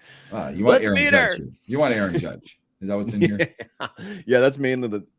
Oh, you don't even get to click a button to unwrap them. It just gives them to you. Oh, those are pretty cool. I haven't seen these yet. This must be so Yankees. They're just cards. So they're not actual like moments yet. Maybe they evolve into moments. I don't know. I did not. No, they don't. These are this year's cards. I actually didn't buy these because I know that they go down to 50 cents each, and I'm like, okay, I know it's only $5, but I'll be able to pick up every single one of the Jays players for like 50 cents. And if 100%. It's not now, in like 6 months from now, you know what I mean? Yeah. So I got Garrett Cole, Gleyber Torres, and DJ on for the Yankees. That's a good combo. I'm gonna keep it wrapped. I'm gonna keep the rest wrapped. So these are kind of like card style ones. Yeah, I like those. I like it. Yeah, I like those. Yeah, I think that's interesting. And there's gonna be challenges for these, right? Yeah, and they have challenges coming up for these. So I like their kind of season long challenges, different stuff that they're doing. Kind of always giving you something to do, weekly challenge, monthly challenge going on. So yeah, definitely a good reason to maybe spend a little bit more. But I'm here buying packs, and not saying that just because we're friendly with them and we got some packs to give out today, but also because I want to get the word out. That's why I asked them for some packs. I was like, I want to get the word out. I think it's cool, and I think absolutely at the end of the day, listen, baseball cards are the classic, like that's the OG collectible, man. Like that's what it's all about. 100%. Yeah. Yep. The movie The Sandlot, shit like that. That's all Baby Ruth. Exactly. So that's what people should be collecting, and that's kind of the OG. So very down to get the word out on Candy. Phil, we're almost at the end here. We're gonna get to hot take of the week in a minute, but something we texted about last week is the big fight of the summer that was announced, which I think a lot of people are going to roll their eyes at. This is the quick hits of the week. Last week we did a couple quick hits. I only have one this week. Nate Diaz and Jake Paul in a boxing match, August 5th. We have to go. We have to be live and alive. We have to go to Dallas for that, man. Absolutely. Oh, Dallas? I didn't realize it was Dallas. I thought it was Vegas.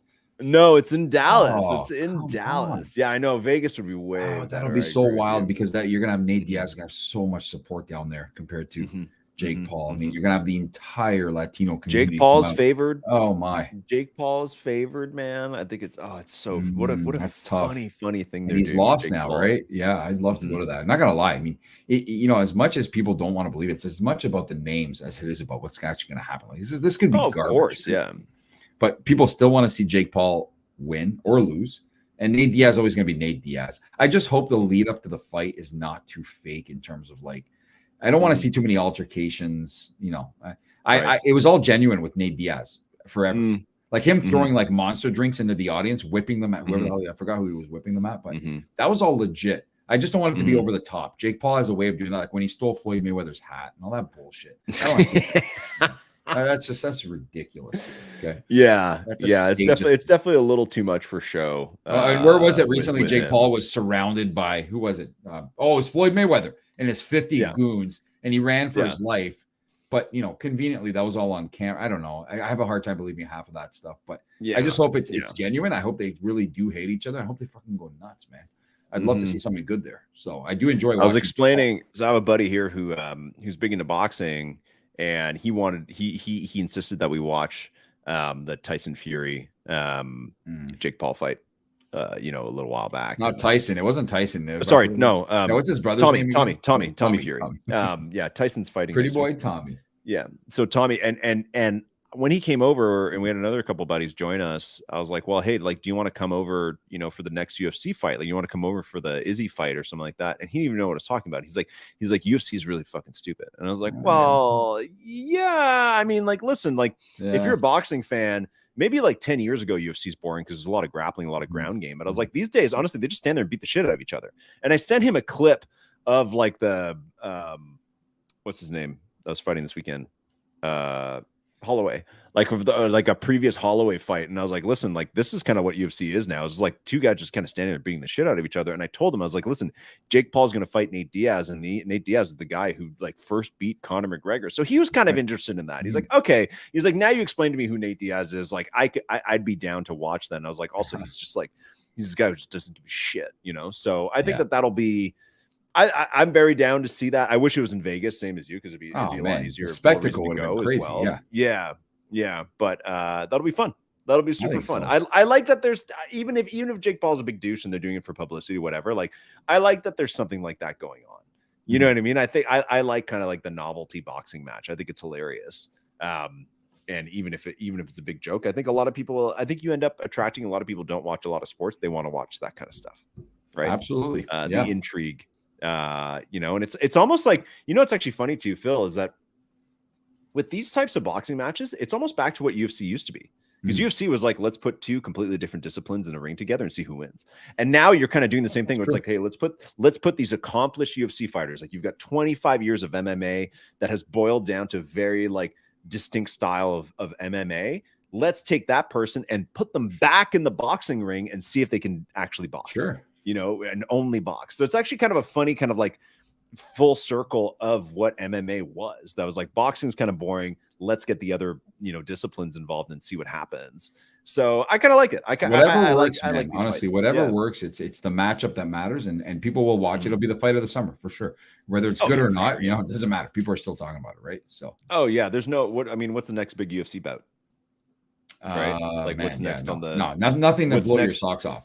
No, like what, Adesanya fight Pereira again, maybe not for a while, right? Not for 6 months. So it's there's nothing massive this summer for UFC, and as a result, not really anything too big in terms of fights and stuff. So okay, hot take of the week.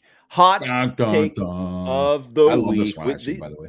We've been having I think the last couple have been really, really good. We just started this and we rebooted the podcast. And basically, for anybody who doesn't know what the hot take of the week is, we post a question on Twitter Monday morning, and you give us a hot take, and then Phil picks his favorite, and that person gets a prize. The prize today, we're actually going to give out 2 prizes. We're going to give 4 candy packs to the winner. And Phil, you have to pick a winner or runner-up who's going to get 1 candy pack. Okay, so you have to pick a number 2. You do get to pick a number 2 this week. It's been winner take all in the past. You get to pick a number 2. I just want to say before we get these going, for anyone listening, and yes, you do need to be listening. Okay, when you submit an answer to these, I'm not necessarily looking for the right answer. It's more the content in the answer. So if you're gonna just reply, say Shea Gilgeous-Alexander because he's the best, I will just breeze right by that. If you're going to tell me Shea Gilgeous-Alexander because he's the flyest motherfucker. People listening don't know what the question was. They didn't know what the question was. Oh. Well, so the question this week was, who is the best Canadian NBA player currently in the league? Okay. So the best Canadian player currently in the league, and why? So Phil, go back to your reasoning. So if you tell me something like, because he wore those Astro Boy boots and he's, anything wild, or you tell me a crazy story about him, I'm more likely to gravitate towards that. So we'll see how this goes. We'll see. I don't know if it's going to be based on my favorite player or my favorite answer, or who I think is actually the best in the NBA. Because it's debatable, but not that much. There's some very, very good Canadians left in the playoffs right now, like Jamal Murray, RJ Barrett, and then a lot of good Canadians who are not on playoff teams as well. So Andrew Wiggins is another one. So let's see what people have to say, man. I'm excited for this. I'm not gonna lie. I did kind of go through it. At times I knew you wouldn't be able to stay away from this. I was getting blown up, man. So like every 2 seconds, I was getting tagged into this thing. Okay. Also, some people didn't read because one person was like Steve Nash, and it's like, okay. There was a Bill Wennington too. Yeah. Maybe they're trolling us. Good answer. But there's it's okay. Yeah. But Okay, so again, I'm going to skip a lot of people said Shea, which is a good answer, but it's not fun. That's or my anything. favorite It at just Canadian NBA. Say that. So that's his favorite, but we are looking for original answers here. It's not, There you go. It's not that you have to say, like, it's not necessarily somebody who said Shea Gilgeous-Alexander is going to win just because that's Phil's favorite NBA player or basketball player. It's Canadian basketball player. It's original answer. Okay. I'm just going to read them. One of the best finishers in the league in his rookie season. Once he starts getting a star whistle, he'll be all NBA, no doubt. And it's a gif of Benedict Mathurin. Okay. Benedict. This is easy. This is too easy. Kem Birch. A quick Google search reveals a scholarly headline proclaiming Birch amongst the most Canadian of trees. Stands to reason Birch, sharing a name with a very Canadian tree, has to be the best Canadian NBAer. I'm telling you right now, if Ken Birch was a little better than he's been this year, which is not at all, and didn't play, I would probably pick that right away. That's a great answer. Okay. Gonna throw Delano Banton in there purely on vibe. Dude lights up the stadium with energy whenever he's on the Raps. He's on for the Raps and has the greatest debut on Top Shot. Where's he from? Here's something you'll enjoy, LG, is that I know you know the rapper, the local Toronto rapper Pressa really well. And every time I mention Pressa, AG goes nuts. Our friend AG goes ballistic. He loves Pressa. Every time I mention Pressa, he goes nuts. And Pressa actually grew up with Delano Banton in the Jane and Finch area. Pretty cool story there. Yeah, okay, keep going. You mean Pressa, my Instagram friend? Yeah, your buddy on Instagram that used to hit you up for Top Shot advice. He wants to talk about pop shots or whatever. Pressa Armani, who's a rapper from Toronto, DM'd me at the height of Top Shot to give him tips. We don't talk anymore though. He posted a couple Instagram stories of him and his friends with guns and stuff, and then my wife was like, "You can't be friends with him." I was like, "No, is this for show? Like, it's fine." She's like, "No, don't talk to him." And just so you know, your niece also loves Pressa. So I didn't say I didn't love him. We just have a complicated relationship. Okay. No, this is like some of these are just like scouting reports of. No, you know what's up, LG. You know what I'm gonna like and what I'm not gonna like. Go right through it. Kyle Olynyk, and it's not close. A little grimy with that grab an arm in the box and pull a shoulder old school play, but can also knock down that three. Give me that banded Canadian all day. Please tell me he didn't write Kyle and that you just misread it. Please tell me he wrote Kyle. Okay, get out of here. The wrong name. It's Kelly. Jesus Christ, I thought maybe that's a great answer with the wrong player. Like, honestly, what the Kyle? What the fuck is Kyle Olynyk? Yeah, people wrote Steve Nash because he's the motherfucking Canadian Kobe. Shaden Sharp. His season was filled with rookie Kobe level highlights. He averaged nearly 25 a game in his last 10. No one pays attention to Portland, but he's coming. It's not bad. Okay. Josh Primo with the fastest release in the league. That's good. That's pretty good. Like, well, wait, what kind of release is the question? No explanation. Yeah, okay. I like that one's interpretive. I like that one. I like it. Okay. Also, big scouting reporter Andrew Wiggins, which is good, but not what we're looking for. All right. It has to be Benedict Mathurin because I hear he gives Shaken Blake 22 a half chub. Or Shaken Blake is stone cold. Goodness. Oh my god. Okay. Dylan Brooks, because he's taken everything about the stereotypical Canadian and throws it out the goddamn window. That's a hot take. Okay. Save that one. Yeah. Okay. That one's potential like that podium. Someone posted the NFT of me that was made. Remember the one of me dunking? Yes. Yeah. So that one was posted. So that's it. That's the post. Yeah. Bill that's it. Bill Weddington. No, I'm keeping. Hold on. I have to keep reloading. No, that's all they posted. Yeah, that's all they posted.